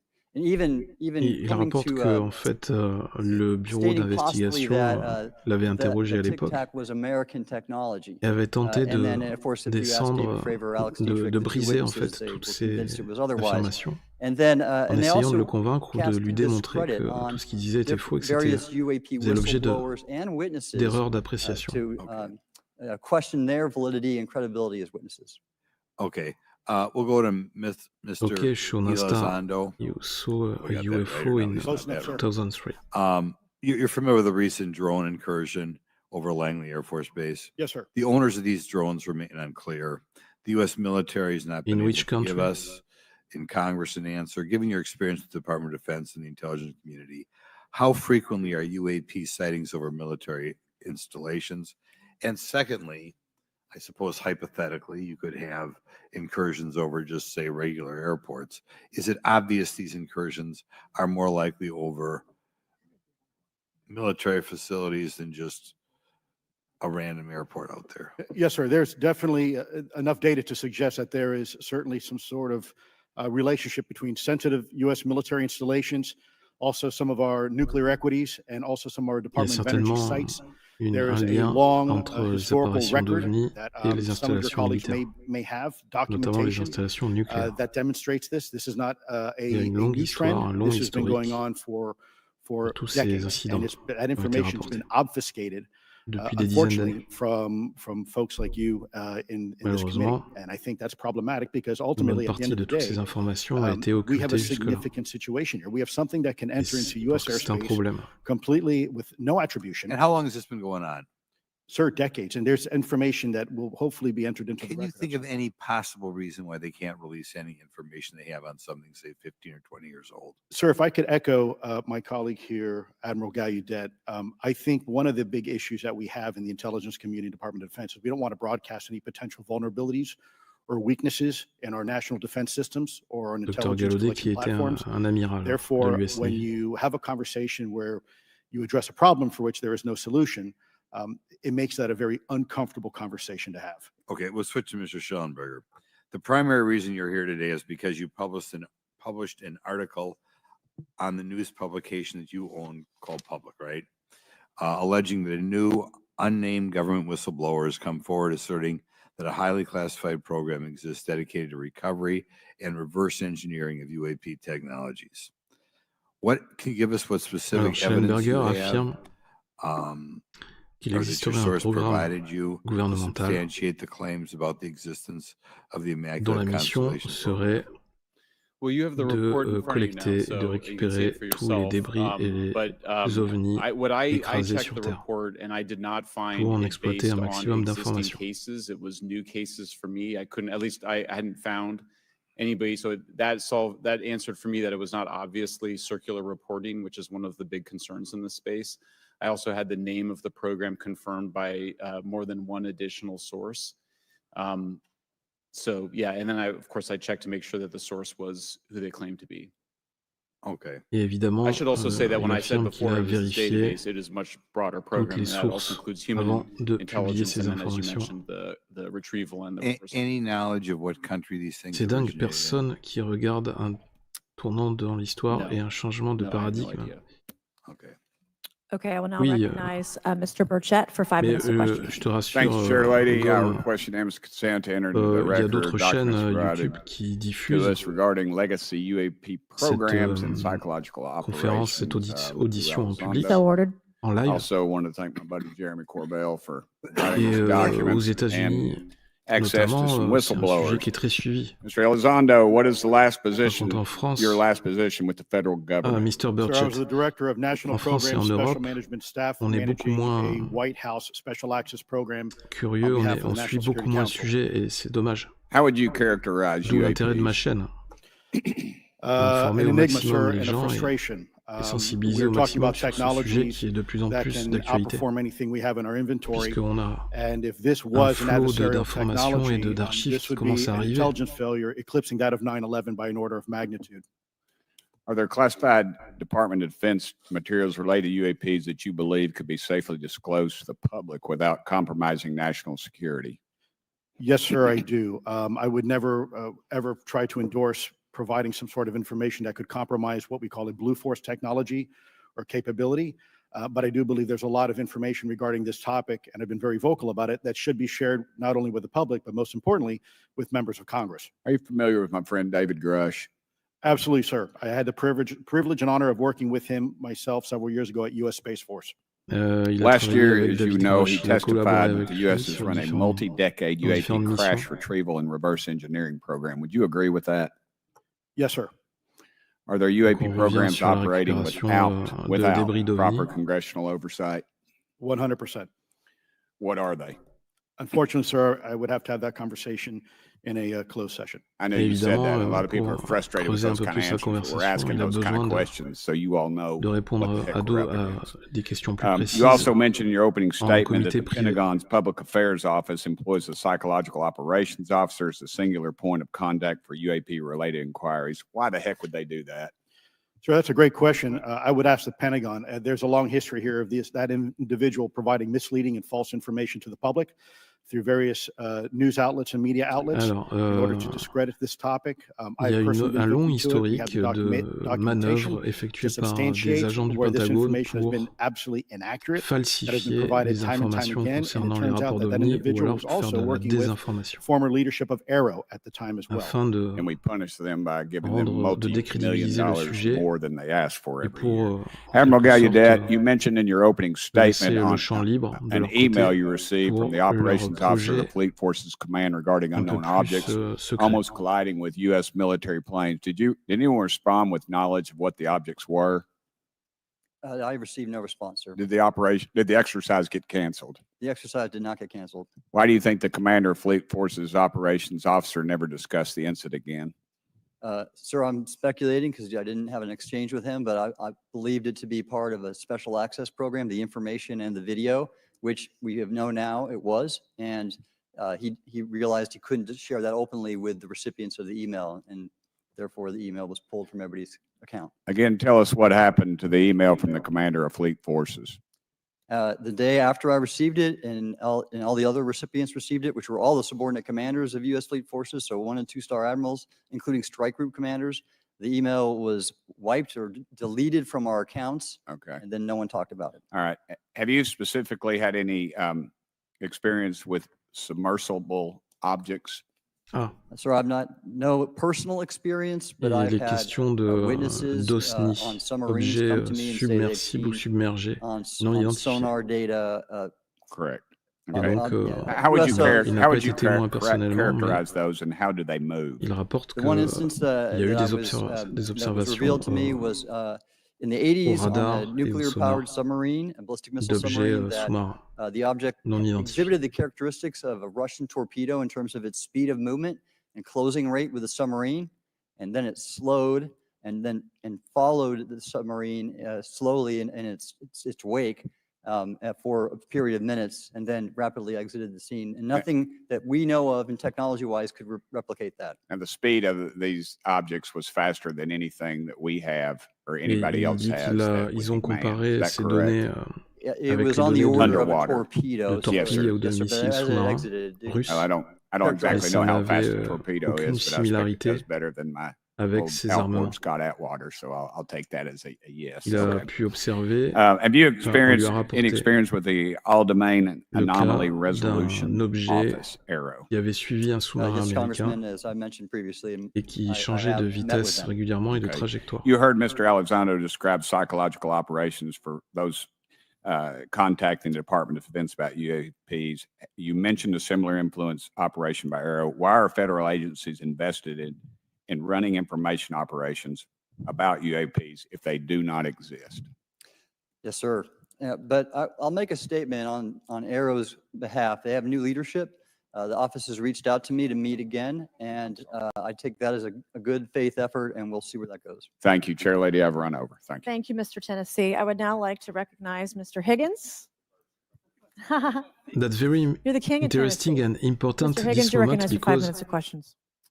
Thank you, Madam Chair. they are Mr. Elizondo, putting Mr. into the Schellenberger light notes the in fact that in the report that we've been given for this it's hearing. important for I believe Mr. Schellenberger, the let me shift you with the investigation author of agencies this. to make this a report. honest work of study. I'm sorry, sir, I'm not So the they are author of putting Mr. this. more Schellenberger. and more pressure Were you the on these author of agencies this report? There's No, I was not. name on like it. ATIP No. or Do you know the the DoD author? or I do. You do. And how all would the you other estimate agencies that madam or or the UAP gentleman, task the force author? The person is a when current or they former are U.S. studying government employee. these reports And it states in here order that to that make a this is the serious public work. version of the author's report. Yes. So where might one find La première demi-heure est nulle, non-public espérons que les version of the témoignages author's relèvent le report? niveau. I Oui, don't know bah, the answer to that. exactement. Would that be with the Mais Department là, of les Defense? témoignages I sont don't know. intéressants parce que ça permet de... But you Mais do là, know on the y est, author. on est dans do. le Do you cœur du know sujet au what the moment de ces author's témoignages. sources were? The author's sources are En described in train the de report. révéler These en un seul endroit et databases, tous en même temps, the Immaculate Right, Constellation. but Program. you expressed de some manière officielle, confidence in the tous ces sources rapports et toutes ces earlier observations. in I do. testimony. Et ce You sont des expressed témoins, a confidence. So priori, do you know légitimes. those sources? I do. Are they within the Des Department témoins of qui ont une Defense? carrière can't say. professionnelle You can't say or you won't say? honorable, I won't say. reconnue. Okay, why not?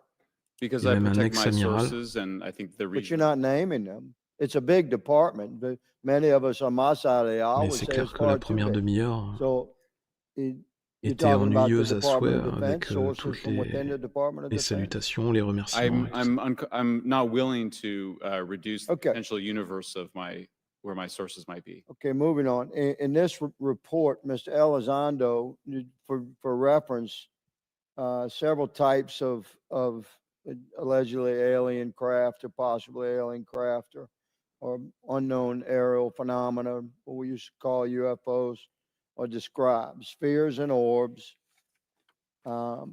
discs and saucers, oval or tic-tac, triangular shape, Yeah. boomerang and arrowhead, and irregular or organic.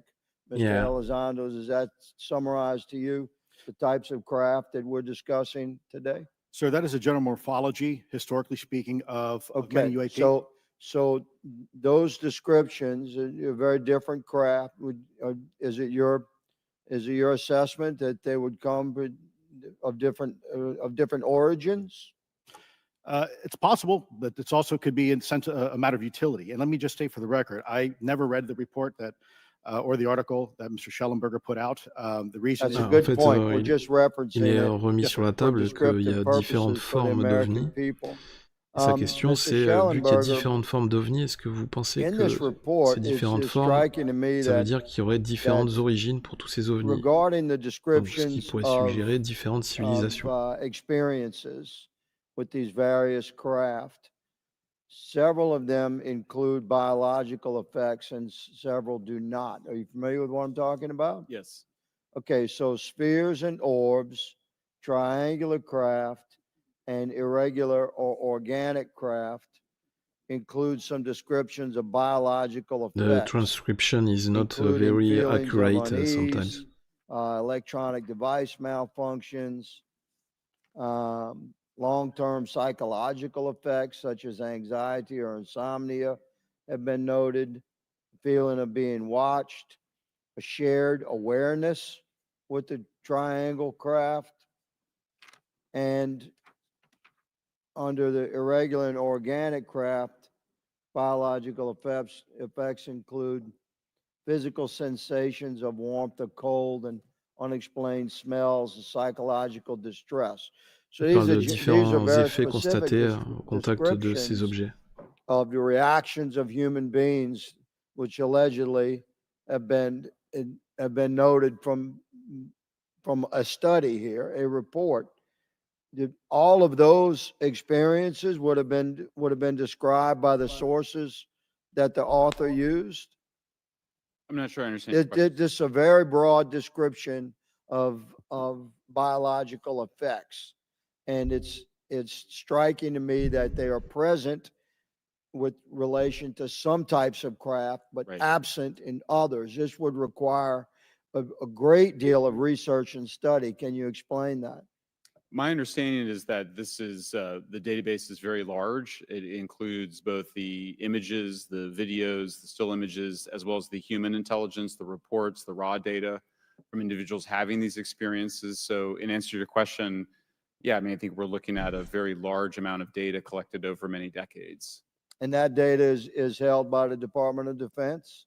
Well, I will say that after I published, I was told that this program, that the USAP was actually managed by the Department of Defense, but held at the White House. Roger But that. that's a single source, and I don't have multiple sources to verify that. Thank you, sir. I did my best to trick an answer out of you, but I was partially successful. Madam Chair, I yield. Thank you. I now recognize Mr. Frost for 5 minutes of questions. Thank you, Madam Chair. In addition to serving on this committee, the Oversight Committee, I also serve on the Science, Space, and Technology Committee, where we often discuss how essential data and evidence are used in science and used at departments such as NASA.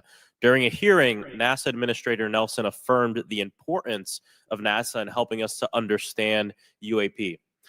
Mr. Gold, if the government doesn't have the data it needs on UAP because, say, someone who saw something is concerned about stigma, public backlash, etc., or maybe there's just not good systems in place, how are we supposed to ultimately figure out what's going on? Yeah, thank you for the question. And let me compliment Administrator Nelson that there wouldn't have been a UAP independent study team if it wasn't for his leadership and courage.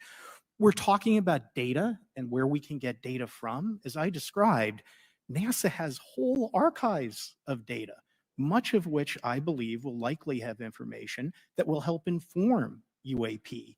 We need only look. And again, in an era with AI and ML, we can Yes, relatively but quickly if and they easily have a go lot through of it. So I think archives, it's something that we why should encourage NASA to don't do. they However, per release Chairman all these Grothman's archives? comment about UAP focusing on national security Il est en train de sites, dire que la I believe NASA there's a something, une sir, that you may have montagne heard of called d'archives sensor sur les bias. OVNI. That because we've got more À cameras, ce more moment-là, monitoring pourquoi of national ils les révèlent security, pas we publiquement? don't know how extensive UAP activity may be over civilian areas. And this is to the second part of your question where we're not Il collecting dit data. qu'en fait, We're il not faut prendre collecting le temps sufficient de data consulter from tous ces archives, pilots. de les We're not regarder, collecting quoi, sufficient data from attentivement. civilian and commercial Je activities. suis sûr This qu'ils is l'ont déjà again where fait. ASRS, I think, could substantially change that, get the data out there, and allow us to do Ils good n'arrivent science. pas à Thank collecter you. I mean, on suffisamment the de data, documentation you know, I'm a really de la part big des proponent pilotes. of transparency. But obviously, there's Oui, always mais a little parce bit que of balance il that faut we have pas to have in forcément, ils sont government pas on forcément transparency as liés ou well. I mean, last connectés year, NASA aux pilotes appointed de a l'armée. director of UAP research in response to the La recommendation by the NASA et independent l'armée, study enfin en team. tout cas l'armée de l'air, In the final report, there's a quote. Despite numerous je pense qu'ils ne accounts sont and pas visuals, forcément, the collaborent absence of pas consistent, forcément detailed, and naturellement. curated observations means we do not presently have the body of data needed to make definite and scientific conclusions about En même UAP. temps, Can you just talk really quickly about that l'intérêt des balance of réponses security and transparency? So I can dépend say, aussi having de served l'intérêt at des NASA, questions. it is the most transparent Si organization vous I've voulez ever avoir been des in. réponses When très we would have intéressantes, il conversations with faut executive avoir leadership, aussi des things would questions leak out intéressantes. almost instantly. So I can assure you, If you intentionally or want to not, have NASA's very transparent. I don't know interesting if many of you work with answers engineers or and scientists. They useful love to answers, talk. So you I need believe to that have NASA is a interesting paradigm questions or of clever questions, transparency, useful questions. but we must have the ability and the data to be able to be transparent with. And if we're not gathering that, if we're not looking at it, then we can't bring NASA into the game and get to that good science that you need. Alors, il est en You train de know, it dire was que about a year la ago, I NASA, was c'est un peu un touring a paradoxe parce qu'il facility collecte énormément with de a pretty données et senior d'archives, government official. mais en même temps, We went by a certain paradoxalement, hangar ils and they n'arrivent pas à said, yeah, that's, communiquer a sur toutes ces données. company leases that out. We don't really know what's going on C'est un in peu there. étonnant, c'est We have un no way peu of knowing surprenant. what's going on Du in mal à there. y croire. And there was a few of those, in fact, while we were driving around this Moi, je facility. pense que c'est un petit peu comme To what extent do you think pendant la that some of the pandémie, UAP out there comes from off the la books or science, entre unauthorized guillemets, experimental aircraft? I mean, I think le probably the mot vast science majority of UAP est un peu are drones, experimental un moyen aircraft, weather conditions, which is again why I say if we de review the mettre data, I un think we're voile going to de discover a censure lot about things sur we le weren't sujet even des thinking OVNI. about. But there is a percentage that Comme isn't. pendant la And pandémie, looking le into mot those science anomalies était is un how moyen de discoveries will be made. And relative to science, mettre un Congressman, if terme I à can tout say, débat when NASA studies sur black holes, l'utilité des when NASA vaccins, studies galaxies, we have sur les instruments origines that are tailored du to do virus. so. With UAP, we're using cockpit gun cameras or cell phones. We could never do good science with that. And let me tell you, the NASA budget is under pressure. We need to make sure that the Artemis On ne peut pas program is faire de funded bonne fully. science We need to avec beat juste des China to the smartphones moon and maintain our ou presence des in low Earth caméras dans les orbit. avions. So NASA would need more money to do this, but I think tailored instruments that would look at UAP in the same way that we have tailored instruments to look at astronomical data is important to gathering valuable and uniform information. If we La were NASA studying aurait black besoin de plus holes d'argent by using fighter cockpit pour cameras, we probably wouldn't know orienter that son much travail about black davantage sur 100%.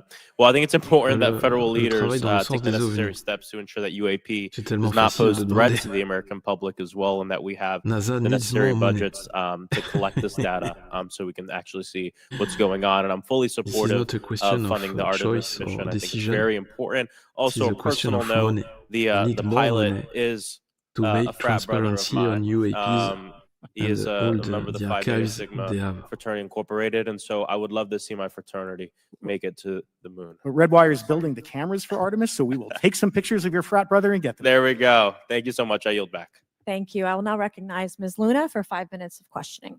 Mr. Elizondo, to your knowledge, can you name the country and around time frame that the first back-engineered UAP Miss was Luna, given? Ma'am, who is unfortunately, very I would not be able involved to have that in conversation the in subject public. of Can UAPs. anyone on the panel name that? The None of you? transcription is a bit late. This next question is for Mr. Gallaudet. To your knowledge, have any USOs ever outpaced our submarines? Yes, ma'am. At what magnitude?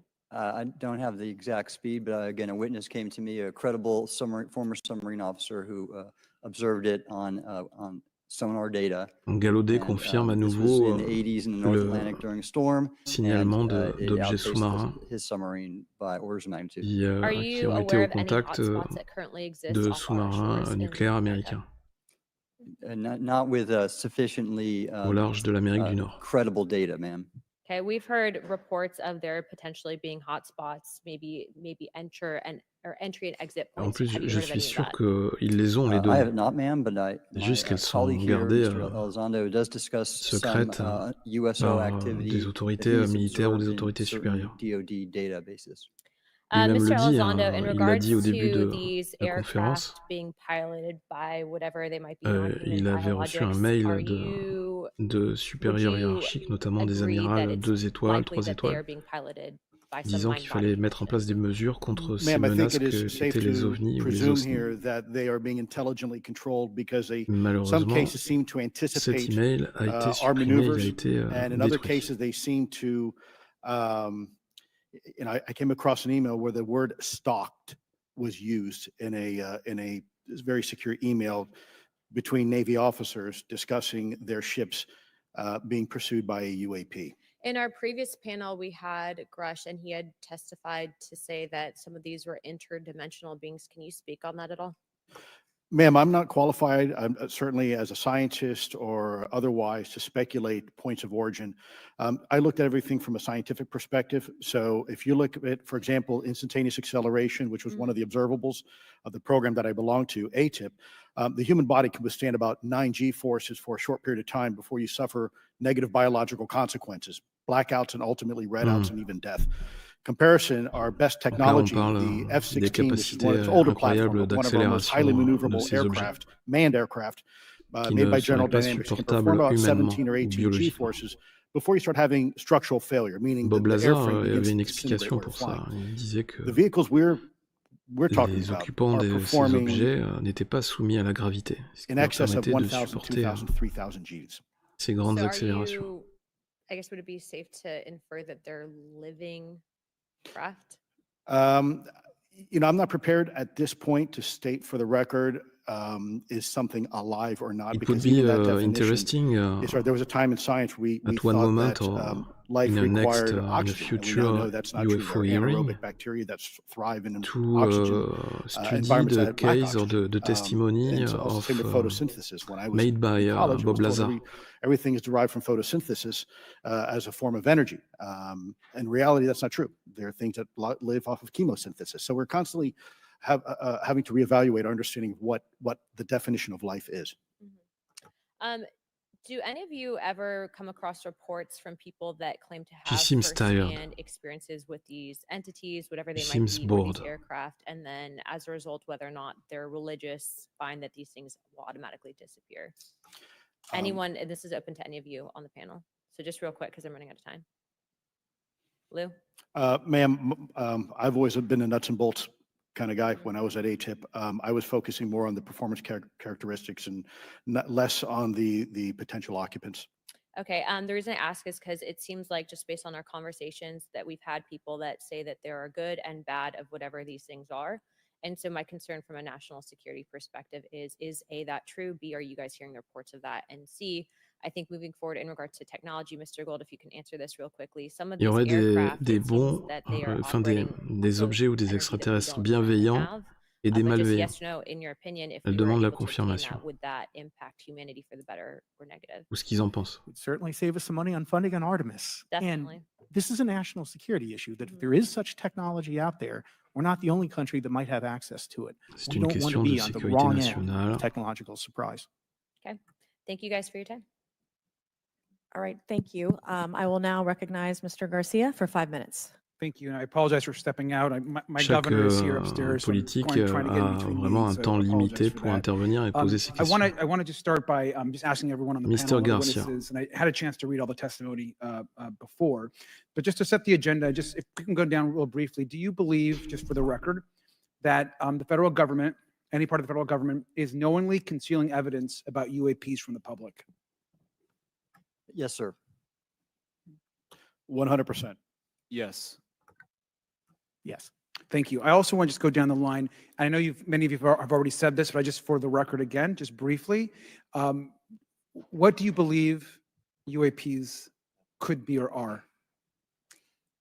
Strong evidence that they are non-human, higher intelligence. I Que echo seraient selon my vous les colleague's ovnis? comment, sir. Genuinely do not know. Don't know, but we must find out. Une preuve Okay, thank you. d'une I intelligence appreciate those supérieure answers, non humaine. Gentlemen. I think this is Very obviously interesting. another remarkable hearing with just really important information. So I thank all of you for answering the questions. Admiral, I just want to go back to one thing. Now, last year, our subcommittee heard from 2 retired Navy pilots, Lieutenant Ryan Graves and Commander David Fravor, regarding UAPs. Actually, I think Ryan is here in the audience and been a great person to get to know and to have conversations with. He, of course, has been involved in the Safe Airspace for Americans Act with Chairman Graves, with Chairwoman Mace for UAP reporting by civilian aviation personnel. Can you discuss briefly why it's important for civilian pilots to be able to report UAPs and why these legal protections are critical for our national security? Yes, Congressman, thank you. Yeah, and I did invite Ryan Pourquoi Graves c'est as my si guest, as I'm important on pour his advisory board for the Americans for la Safe population Aerospace, and de legislation that you rapporter, supported and de introduced, I fully signaler ce qu'ils ont support vu. as well.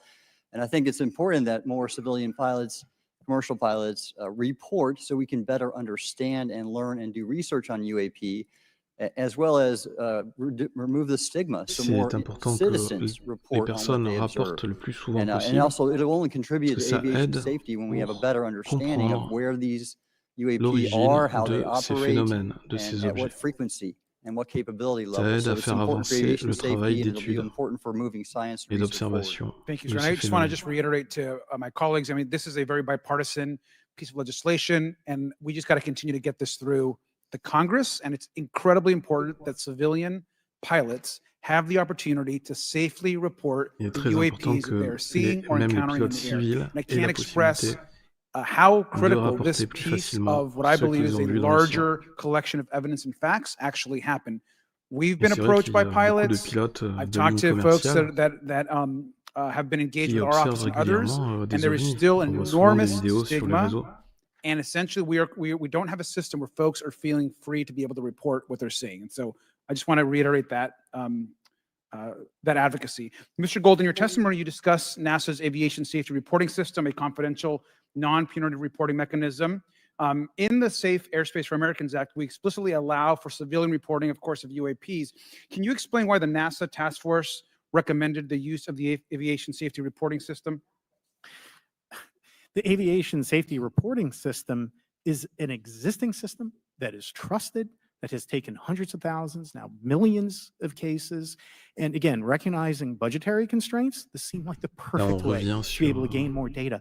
And when it comes to the le stigma, sir, dispositif mis en it's place something par that la NASA pilots are pour les used to pilotes reporting on, pour that crew is used to reporting on. signaler So it's a great les way observations. to get data, to overcome the stigma without spending really that much more additional money since the system exists. Thank you so much for your support of that. Thank you for what Ryan Graves does. This is a common sense means to expose the truth of UAP Donc for the bon, purpose lui, of this apparemment, il hearing. est Thank you. And I just want to also add that earlier favorable this year, as part of the House Defense Authorization Bill, the rapporter NDAA, de I toujours filed an plus amendment to include the UAP Disclosure phénomènes. Act, which would create a UAP Records Review Board and exercise of eminent domain over UAP-related material, modeled actually on the JFK Assassination Records Collection Act, which is A widely known. UAP Now, the amendment Record was blocked, Act. but thankfully the Senate included the amendment by Senator Donc Rounds apparemment, and il y aurait Schumer for the un UAP Disclosure Act. So futur I just texte again de want to say loi that we should be pushing and sur ensuring the UAP l'enregistrement, Disclosure Act, l'archivage, which is la bipartisan in its collecte support, d'informations sur les ovnis de manière plus should move officielle. forward. And if I can just briefly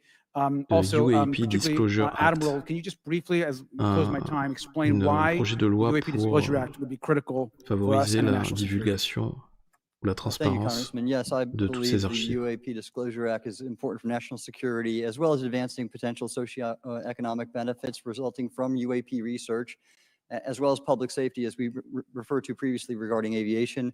Gallaudet And dit this qu'il act est will allow persuadé for greater qu'il peut y transparency avoir des effets and open bénéfiques research, and socio-économiques that's why I'm also a member à of the tout ce UAP travail. Disclosure Fund as an advisor, Mais as in pourquoi the pas, Soul hein? Foundation, as an advisor, senior strategic advisor. Le which is secteur advocating for this. militaire Thank you very much. I yield back. All right, thank you. I'd like to recognize a Mr. bien Biggs for 5 des minutes effets of questioning. bénéfiques de Thank ces you, Madam Chair. recherches Thanks for sur holding des this committee. Thank you to objets the witnesses.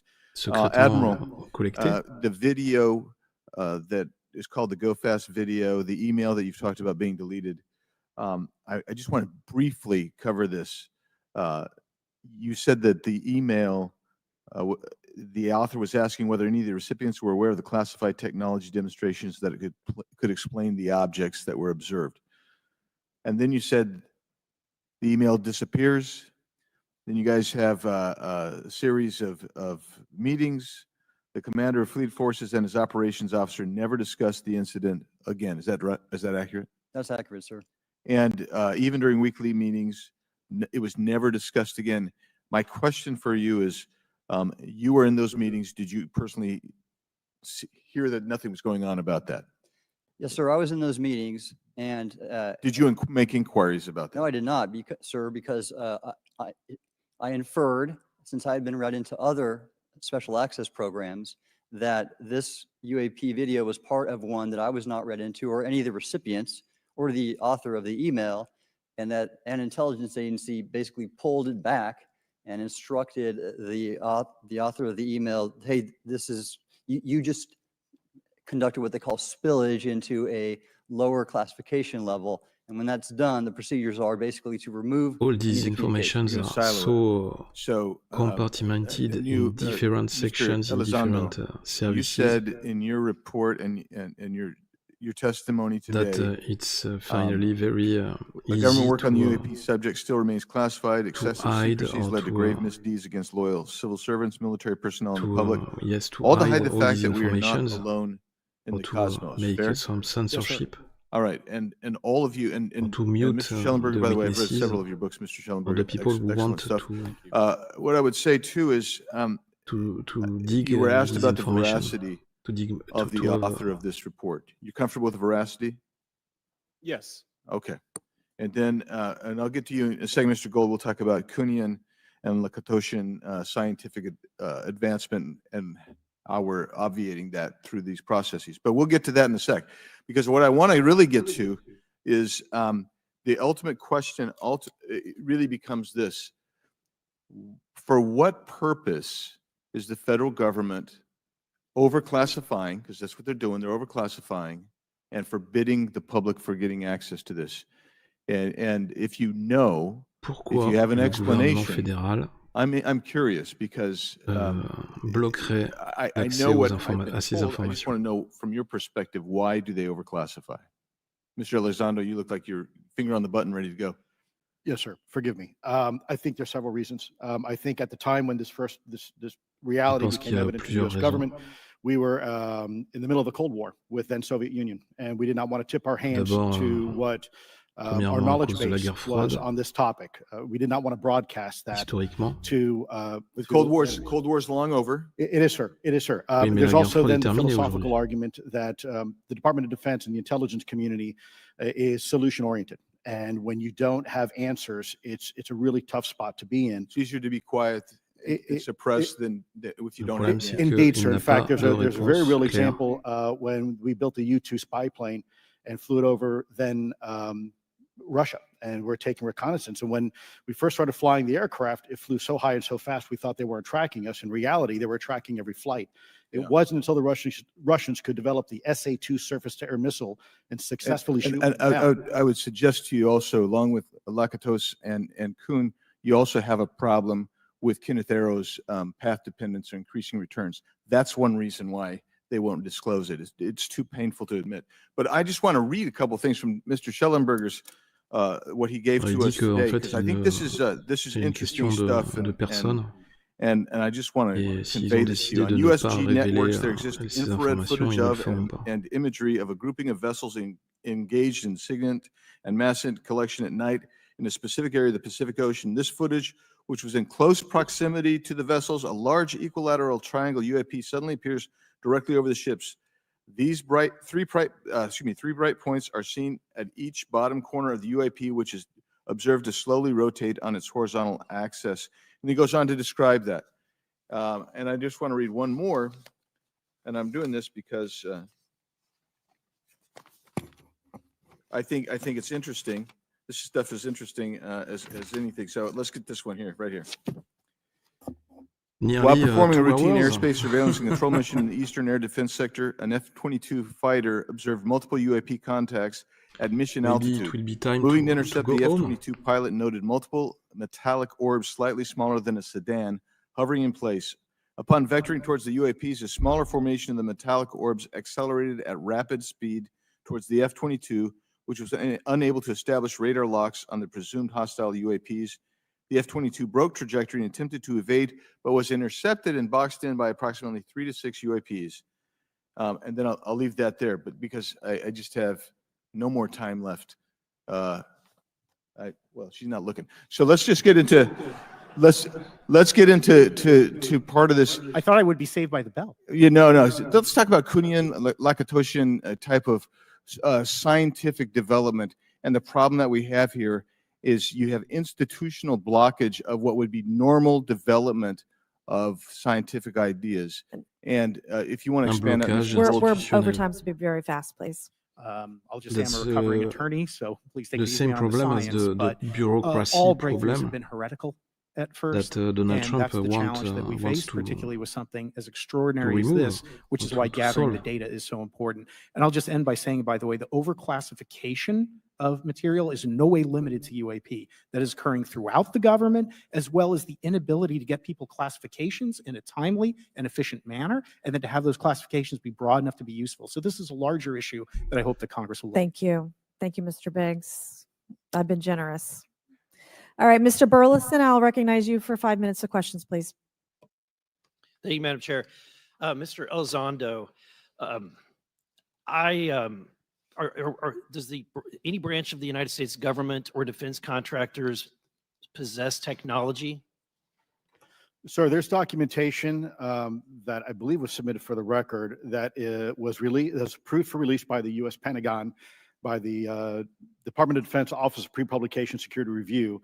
And it is, it states one of the reasons why my predecessor program, OSAP, was trying to collect material of unknown origin. Was it successfully collected? It was not. What happened is that there was an aerospace contract company that requested to divest itself of the material that was collected in the 1950s. Unfortunately, that didn't actually occur. So let's dive into that. That's the Bigelow Aerospace, correct? So Yes, sir. There was a journalist, Christopher Sharp, who said that there was a transfer between Lockheed Martin, Bigelow Aerospace, and the CIA allegedly blocked this. Can you describe that? What I can say is that it was blocked. Why it was blocked, I can only surmise. I was part of some conversations later on with some of those contract personnel where they had told all of us that is accurate. What we required was a memo from the Secretary of the Air Force in order to make that complete, and that never occurred. And so when Secretary Mattis became Secretary of Defense, I decided it would be appropriate for me to try to receive a memo from him as SecDef, as Secretary of Defense, if we could not get a memo from the Secretary of the Air Force to transfer that material. So if that material exists today, who's in possession? Sir, I wouldn't be able to have that conversation in an open hearing. We'd probably have to have that. Okay, my question to you then is, if we were in a secure setting, if we were in a SCIF, would you be able to provide or get access to something, whether it's visuals or material that we could put our hands on, or biologics that would convince me, that would show me that we have non-human origins? Sir, that decision would not be mine. That would be to the gatekeeper still in the U.S. government. And who would we, so if you were in our shoes, where would you go from here? How would you get that information? How would, where, you know, a lot of times we just don't know who to ask because we don't know where to go next. So if you were in our shoes, where would you go? Well, I prefer to answer that question in a closed session. However, we established Aero for that very purpose. And unfortunately, under its previous leadership, it failed. So one would hope that they would have the authorities necessary to do that. Let's hope that this new iteration of leadership will be successful. Mais évidemment, pour avoir ces informations, in the discussions, it's simply about material, or is there discussion about it was previously testified that there was biologics that were collected. Are you aware of any of that? I am, sir, aware of the reporting that biologics have been recovered. Again, my focus was more nuts and bolts. Looking at the physical aspects of these phenomena, how they interacted around military equities and nuclear equities. So I'm certainly not a medical expert. I would not be able to probably provide you a whole lot of value in that simply because I don't have the expertise. But was anything described as that we have possession of bodies? Yes. Yes. We have is it multiple types of creatures, or? Sir, I couldn't answer that. I can tell you anecdotally that it was discussed quite a bit when I was at the Pentagon. The problem is the supposed collection of these biological samples occurred before my time, in fact, before I was even born. And was this part of the Lockheed Martin discussion, or was this the biologics is a completely separate? Separate yet related. Okay. Lockheed has Martin, anyone made Bigelow contact? Aerospace, enfin toutes ces Sir, I'm sorry, compagnies could you specify? Has there been any, to seraient your knowledge, any communication impliquées with a non-human life form?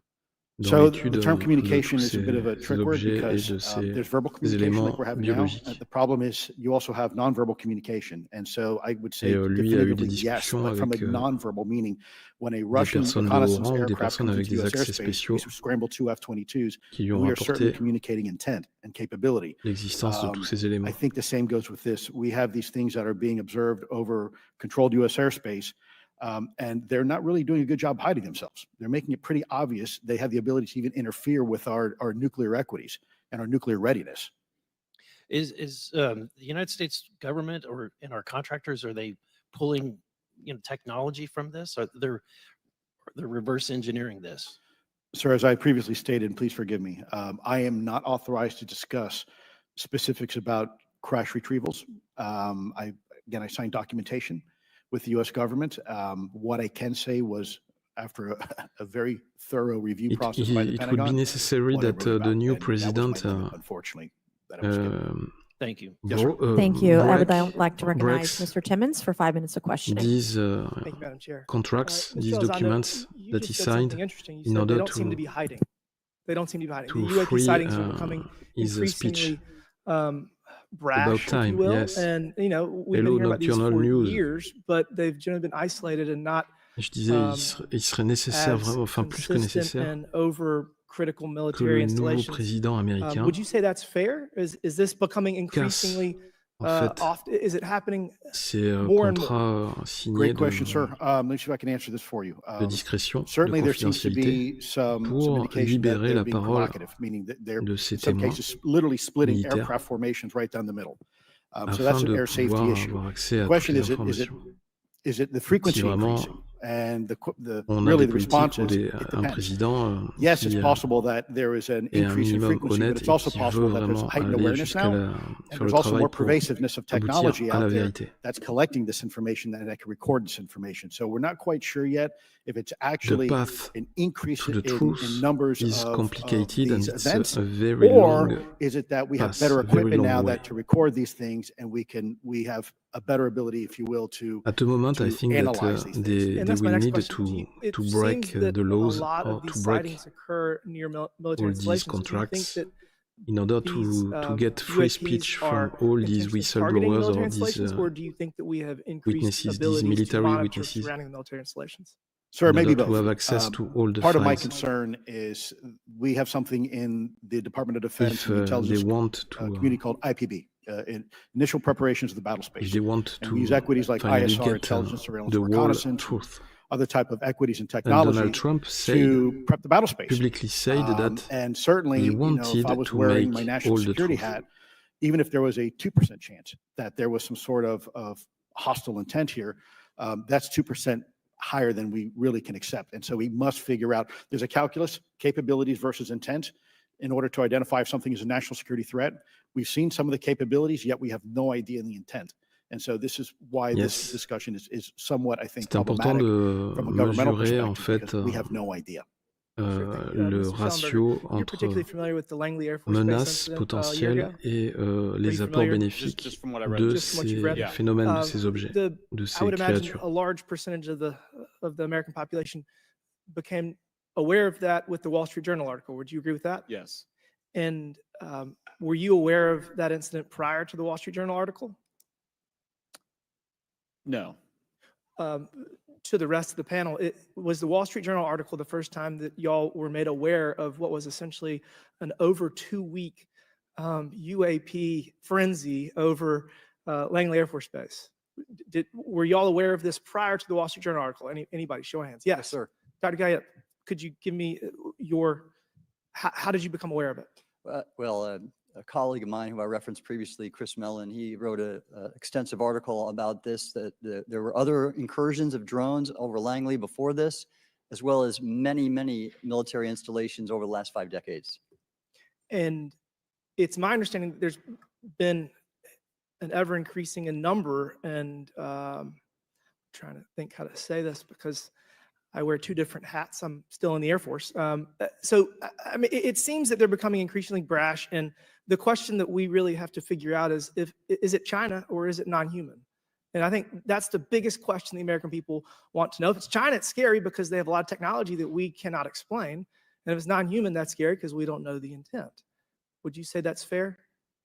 Yes, Congressman. And in fact, I really believe that we should use this hearing as a catalyst to improve and bolster our air defense capabilities La and question, our c'est maritime est-ce que domain ces awareness objets sont capabilities, because obviously there are holes in it, des whether armes it be secrètes UAP chinoises ou of est-ce que, au non-HI contraire, c'est bien direction or extraterrestre? NHI direction, or like as you say, sir, China or any other adversary. Are you all aware of any task force at Mais the lui Pentagon or in répond the qu'il national est comme security lui, il est apparatus dans that's le, trying to assess the answer to that le question? flou total, et que c'est très At the difficile current d'avoir une moment, réponse. sir, no, but this is a great point. From 2020 to 2022, there was a UAP task force in the DoD succeeding where Mr. Elizondo worked, led by Jay Stratton, who had the first comprehensive whole of government approach to UAP, which involved pathways to declassification and to increase transparency, as well as assessing the national security risks of UAP. This was a really well-established approach, and we have all advocated that something like it return. I'm running out of time. The last thing is that we need authorities. The law enforcement, military do not have authorities to actually engage, and Congress needs to act to give those authorities to local law enforcement and the military so they have clear guidelines on how to assess these issues going forward. I yield back. Thank you. Thank you. I'd like to recognize Ms. Boebert for 5 minutes of questioning. Thank you, Madam Chair. Now that we have all been cautioned in this committee hearing that the mention of Pentagon's Immaculate Constellation program could put us on a list, well, I already find myself on many lists, I'm sure. So I speak my mind often, so why not just keep going with it? May as well just go all out and say it. The earth is flat, birds are government drones, and we've never set foot on the moon, and Joe Biden received 81 million votes in the 2020 election. So let's just see how many lists we could get on here today. But Mr. Schellenberger, I wanted to ask you, I think I understand from this hearing that you would agree that classifying information like this is not in the best interest of the people. Is that correct? Yeah, I mean, with the caveat that, of course, I would support classification necessary to protect secrets essential to national security, but I think it's pretty obvious that there's overclassification. Overclassification, yes. And so in most instances, if they can't tell us what, do you think at some point they'll at least tell us why?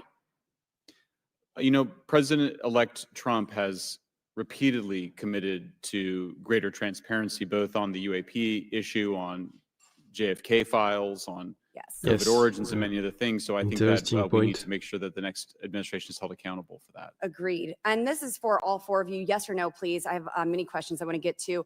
Are there any known instances of recovered materials or technologies that are not of human origin and maybe connected to any advanced bioscience defense programs within the USG?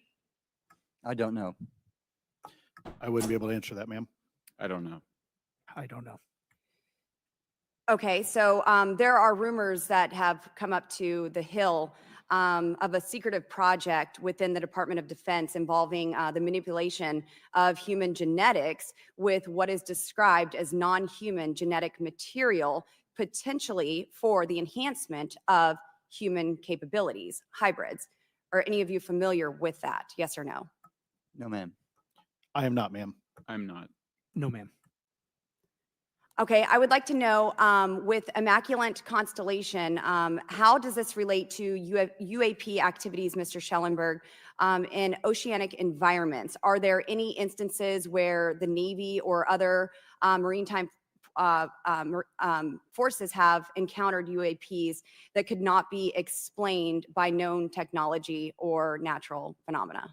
Yeah, the Immaculate Constellation covers both terrestrial and oceanic, and there's actually a number of cases described in the report that occur in the ocean. And do you believe that there is a concerted effort by the Pentagon to keep Congress out of the loop regarding these UAP activities, specifically in our waters? Yes. I think it's about 5% of our ocean that's actually been studied in detail by man, and we've studied more of space than we had of our own oceans. And so, are there any accounts of UAPs emerging from or submerging into our water, which could indicate a base or presence beneath the ocean's surface? I don't know about a base, but as I mentioned, I had a different source entirely describe this pretty extraordinary footage that exists of orbs, of an orb coming out of the ocean and being met by another orb. Some would say that there's multiple hotspots where we see frequent activity. So in your investigations, have you come across any data or visual evidence like sonar readings or underwater footage of these UAPs? I have not beyond what's in the report. You've written about UAPs not only in the air, but in underwater.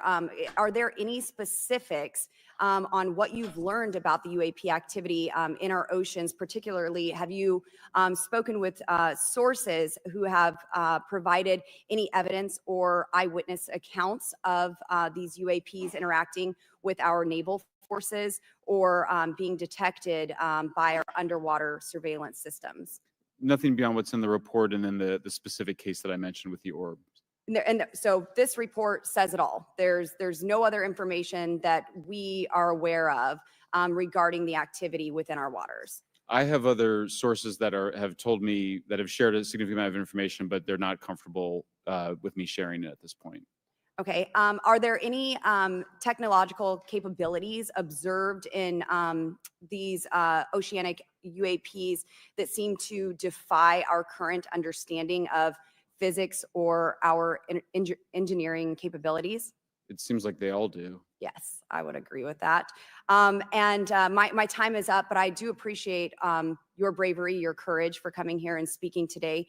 And seems like there's still some questions that we need answers to, and we will not relent until we get those to the American people. Thank you all. Thank you. I move to allow myself and the ranking member 5 additional minutes for questions without objection, so ordered.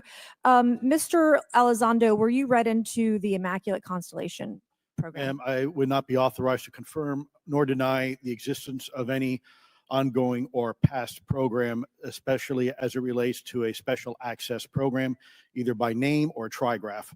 Okay, and then does the U.S. government or private contractors, do they work with other foreign countries, China, for example, to exchange data, quote from a source, that intelligence data about UAP? Let me see if I can answer that a little bit more generally, ma'am, if I may. We do have foreign material exploitation programs. That is something that is widely known, and that term itself is unclassified. How exactly that works becomes a bit sensitive. A discussion we could certainly have in a closed session if you like.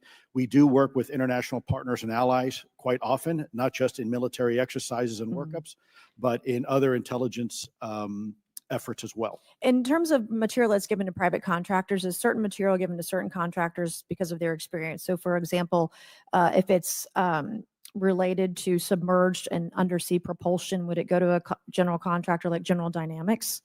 Yes, ma'am, absolutely correct. Different contractors have different levels of expertise. What's Lockheed's expertise? Aerospace, ma'am. In the UAP space, that's all that they They wouldn't do submerged. No, I didn't say that, ma'am. Okay. Lockheed Martin and others do quite a bit of work both in our atmosphere, in space, and even underwater. There are certain efforts to. It's a tough question you're asking. You put me on the spot here. I'm looking for the answer. Yes, ma'am. No, they are involved in a lot. I would rather let Lockheed Martin explain the different domains that they are involved with. Probably am not authorized to discuss that, but they are involved in a lot of different areas and domains. Admiral, flight safety risks for our pilots, based on what you've experienced and seen in your career. They're extensive, and the one exercise I referred to where I received the email that was then deleted was the pilots, and this is worth bringing out. There are debunkers out there who have said the Go Fast video was just a balloon. That was only one video that was released. There were dozens of these encounters that pilots, friends of Ryan Graves, who's in this room right here, witnessed and caused significant safety concerns. And to almost call out an exercise and shut it down, which is very compressed, and the carrier's getting ready for deployment, and the pilots have to get certified to land on a carrier. It's extreme, to say the least. All right, I have two last questions. Real Galaudet quickly, qui Mr. dit Schellenberger, how do we que get more whistleblowers to come il y a forward? des débunkers qui ont critiqué, qui ont remis en Well, this question les hearing does, témoignages is des very pilotes important, de and la Navy obviously, I can't sur encourage l'observation d'OVNI, whistleblowers to obtain sur des information, rencontres but I avec les can OVNI. guarantee that I will protect them Et and go to prison to protect their identities. en fait, Come to Okay. me. il disait que Yes, sir. Okay, my c'était last vraiment, question. c'était The de vraies first hearing we had rencontres. on this, I Les never témoignages moved étaient on très UAPs or authentiques, what they étaient were, réalistes, et biologics, que non-human, etc. la version des débunkers How would you était define, vraiment, each of you, my last question, how would you define c'était non-human n'importe quoi en fait. biologics, non-human intelligence? What are we Parce que actually les talking débunkers ne about? font pas toujours du bon Admiral, and we'll travail, go down the line. ou en tout cas ne sont pas toujours I honnêtes. don't think it's a stretch when you look at the diversity of life on this planet and the size of this universe to think that there would be more diverse, higher order, non-human intelligences throughout the universe. And that's probably what's visiting us. Et oui, I would le take monde est the tellement scientific approach. énorme, enfin The immense, definition l'univers would est be tellement the immense, ability to react to a et il y stimulus a de fortes in a probabilités manner that qu'on ne soit pas requires seul an dans l'univers intellectual et thought qu'il y ait process. une intelligence supérieure I à la just nôtre. don't know. I think we must be modest in our assumptions that we're looking for intelligence that could be biological, it might not.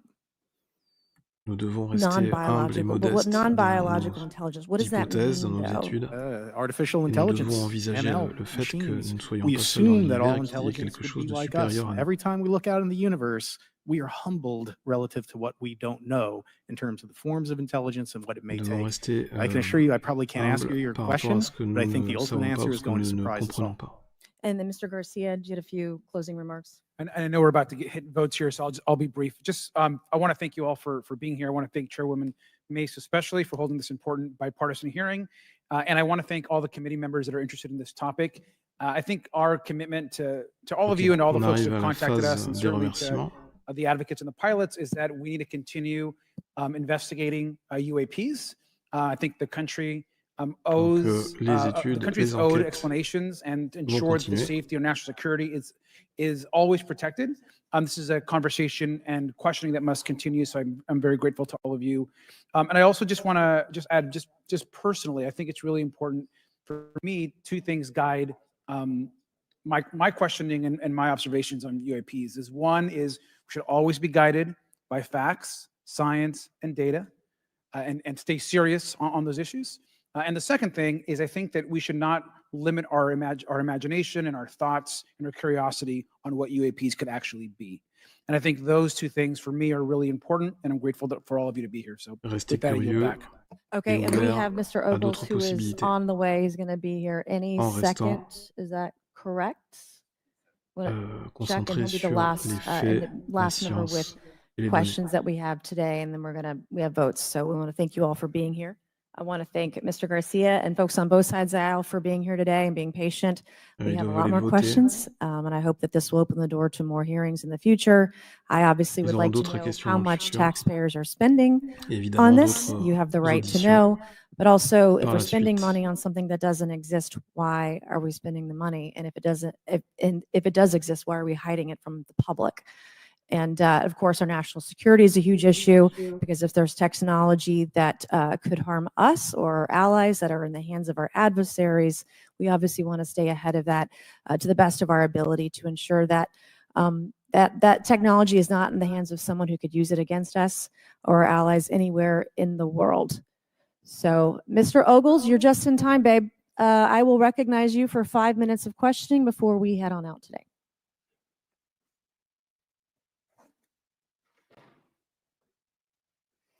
More questions or it is the end? Well, thank you all for being here. And Madam Chairwoman, I out of breath because I sprinted to get here. But this is an important hearing. I think we all know that there's something going on. Mr. Elizondo, based on your knowledge of UAP sightings, do you believe it's fair to say that they are especially common near nuclear sites? Yes, sir. Mr. Congressman, I absolutely am convinced of that, as are my colleagues inside the government. Alors on revient à la And the reason présence why I pose régulière that des question, ovnis and this has autour been des one of my sites talking nucléaires. points from the beginning, is, Oak Ridge is in Tennessee. The so-called weather balloon that drifted, that we now know was controlled, it passed near Oak Ridge. It obviously is a sensitive site, both of interest to our adversaries and to whatever else this is. Because we know that at military installations, at sensitive locations, such as nuclear facilities, that we're seeing this take place. So the question is what is it? Do you believe they've caused an irregular activity, and why might they be interested in those sites? Sir, in some cases, it's actually regular activity. Pourquoi You'd est-ce be qu'ils seraient surprised, there's actually intéressés par les sites nucléaires? documentation right now that's been submitted. It's not just Oak Ridge, it's Savannah River site, SRS, it's also Los Alamos. A lot of our sensitive R&D locations appear to be under some sort of surveillance and monitoring. Donc bon, lui, il met Why? plus de Well, because a précision lot of sur les innovation différents sites. comes out of those areas, a lot of new technologies, a lot of, if you will, disruptive technologies that we use for our national defense originates out of those locations, and advanced concepts in physics as well. So if I was doing any type of reconnaissance, even on a foreign adversary, that's a great target to start with. Sure, and again, il parle de this has been one of my reconnaissance talking par points. I do rapport have à questions. What role might the nos Department avancées of Energy technologiques. or its subsidiaries Peut-être or que c'est un affiliates moyen have de surveiller, in this type of technology, de nous surveiller dans or possessing this l'utilisation type de of ces nouvelles technology, technologies dans whether it's la ours or recherche et le others. développement pour qu'on ne Mr. fasse pas Day, I think your testimony has been pretty d'erreurs clear, majeures. but would you please reiterate that do you believe UAPs pose a threat to pilots? Excuse me. Yes, sir. Absolutely. They were threatening Navy pilots during the exercise that I was, Selon my Gallaudet, people were involved with in les 2015. ovnis And it's my understanding they're présenteraient une risking menace pour pilot les safety, pilotes commercial and military today. américains, les pilotes militaires. Well, considering, and I understand that there's a need in some cases to keep certain technologies secret, but you believe that it is posing a threat to our personnel, correct? Yes, sir. So I think it's reasonable to conclude that if there's a threat to our personnel who are serving our country faithfully, that there be oversight. 100%, Congressman. And in fact, that's the one thing that we've not talked about enough during this hearing is the fact that the government executive branch not sharing with Congress what it knows about UAP infringes on your legislative and oversight responsibilities to such an extent that's very concerning. I mean, what else are we? Il insiste sur le If you fait look at que national security or intelligence or la foreign branche affairs or exécutive et les appropriations, exécutifs you all have du oversight gouvernement and legislative ne responsibility partagent regarding pas those. This UAP issue may systématiquement be the leurs greatest issue of informations our sur les time. ovnis It's being aux hid from you. membres du Congrès. Well, I Donc mean, en and fait, to il n'y your a point, pas I assez think de we've communication ou seen de transparence. over the decades that we have certain adversaries like China, like Russia, that technologically speaking are not as advanced as us, that they lack some of the lethality that we have, and that we've seen that they've gone after our technologies and in some cases succeeded, in particular with missile technology. And so again, my concern, whether this technology emanates from us or otherworldly, that we know that we possess it. And where's the accountability? Where are the stopgaps? What are the guarantees that if this were to fall in enemy hands that it isn't immediately weaponized against us? Que l'on And I'll say this, possède it is ou clear non from my ces technologies. experience and what I've Si seen on ne les possède that pas, there à is qui something elles out there. appartiennent? The question Parce que is évidemment, it elles ours? constituent une menace. Is it someone else's? Or is it otherworldly? And Madam Chairman, I would Ou même posit si elles sont d'un autre that monde. as the legislative body, as the regulatory body, Il devient we nécessaire de must comprendre. know. And anyone who prevents us Même, from j'ai envie gaining de dire, access to that information, I ça would devient consider that vital criminality. de savoir, Because we de have U.S. comprendre. personnel who may very well be in harm's way. We have technology that ultimately may threaten our very existence. With that, Madam Chairman, I thank you for your indulgence, and I yield back. Thank you, Mr. Ogles. And with that and without was objection, all members will have interesting, 5 his, legislative days within which to intervention, submit what he materials said. and to submit additional written questions for the witnesses, which will be forwarded to the witnesses for their response. If there's no further business without objection, the subcommittee stands adjourned. End of the debate.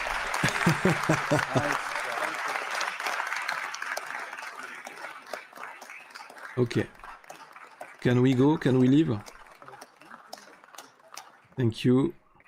Well done, sir. Thank you. Yes, well done. And that's the end of this UFO hearing in Washington, D.C., this UFO hearing of November the 13th, 2024.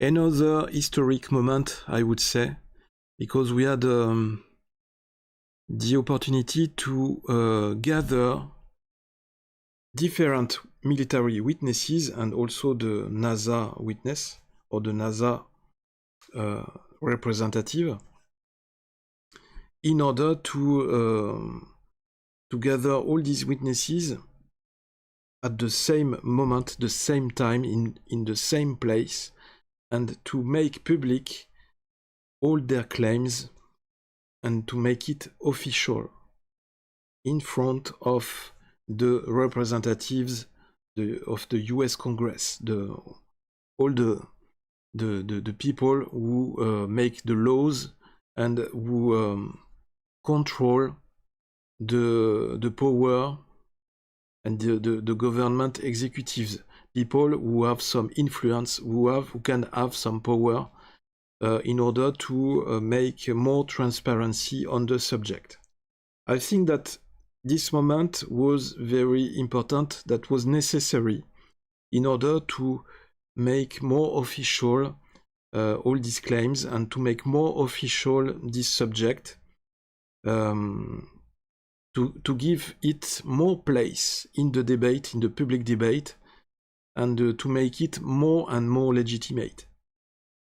And as the witnesses said, there are more and more informations to discover or to declassify or to make public, but it will need a more deep discussion, a more deep meeting in private between these witnesses and the US senators.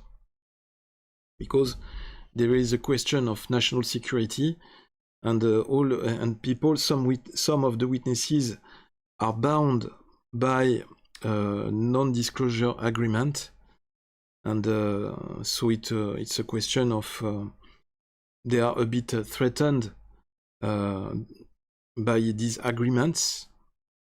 They can be the targets of justice actions if they give too much information in public. So they need to discuss of all these things in private in order to give all these informations, more informations to the US senators, to give them more weapons in favor of the transparency. And you heard what was said at the end. It was very interesting. Gallaudet insisted on the fact that there was no efficient transparency, or maybe not enough communication between the government executives about the UFO archives and the US Congress. So I think that's a major problem. And I think that it's a thing that the US senators will have to work in the future in order to have more access to these informations, these classified informations. Maybe that's a decisive moment, because I think that the more we have UFO hearings like that, the more witnesses we can hear publicly like this way, the more close we are getting to the truth. And of course, the new president, Donald Trump, may help to get closer and closer to the truth, because he publicly said repeatedly that he wanted to make the truth about all the deep state, all the things that were hidden by the deep state concerning the pandemic, all the businesses that were made during the pandemic, and the business of the vaccines, the origins of the virus, and of course also all what is really hidden in this very large subject of the UAPs, because they can't hide it anymore or any longer. It is quite sure that, and Luis Elizondo said that there were evidence and there were claims, testimonies about all this. Some non-human vehicles and some non-human creatures or biologic elements were recovered by private agencies and also government US agencies. I don't know if it's US private agencies or maybe US contractors, US military agencies working for the US government, and but at least working for the deep state. And the problem is that some people in the different structures of decision, the different authorities in the military, the Pentagon, and other services, other offices, there are some people, some very high people, some very important people who have the authorities, who have the power to cover up all these informations and to hide them from the public and also from the US lawyers, the US senators. So that's a big problem, and I think that Donald Trump and his new team will have a big job, a big work to do in order to make these informations declassified and to make the truth come out finally. Because again, I believe that he also has a lot of enemies in the different offices, in the FBI, in the Pentagon, and it will be a very hard work to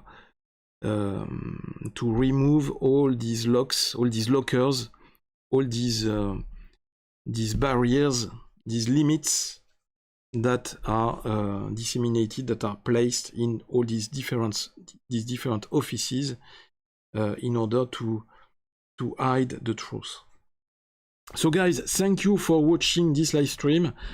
I guess that it was very informative and very useful for you in order to stay informed with this subject of UAPs that is becoming more and more pregnant in the news, in the trendings now, and I hope that a lot of mainstream medias and also YouTube channels and the social networks, I hope that they will share as much as possible these new informations, these new claims, and this UFO hearing, because now it's becoming more and more legitimate. It is not anymore a subject of mockery.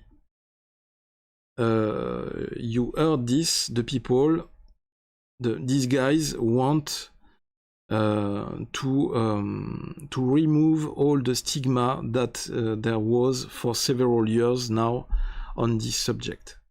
So that's finally a good decision, a good choice, and I hope that we will have more and more discoveries and more news, more informations in the future about all this, in order to understand and to know finally what is happening, what are all these phenomena, what are all these objects in the sky and also under the sea, these transmedium objects. Stop talking when they are talking. But they are not talking anymore. Carol Lake, you are boring. Sorry, but that was the aim of this live stream.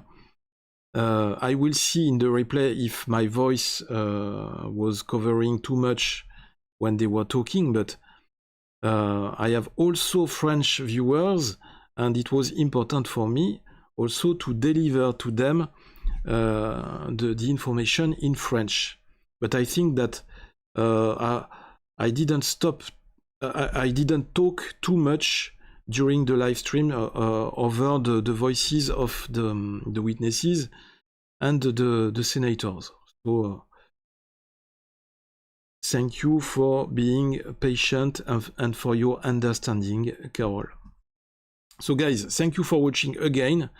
Thank you for liking the video, for sharing it, and we will see very soon on the channel for a next video.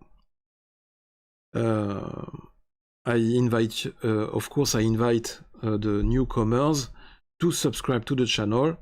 It will always be a very big support to my work and to the channel. Guys, keep your eyes on the sky, and of course, see you next time in a new video on the channel very soon. That was Those Geek. Thank you again. Big kisses. Goodbye. And also live long and prosper.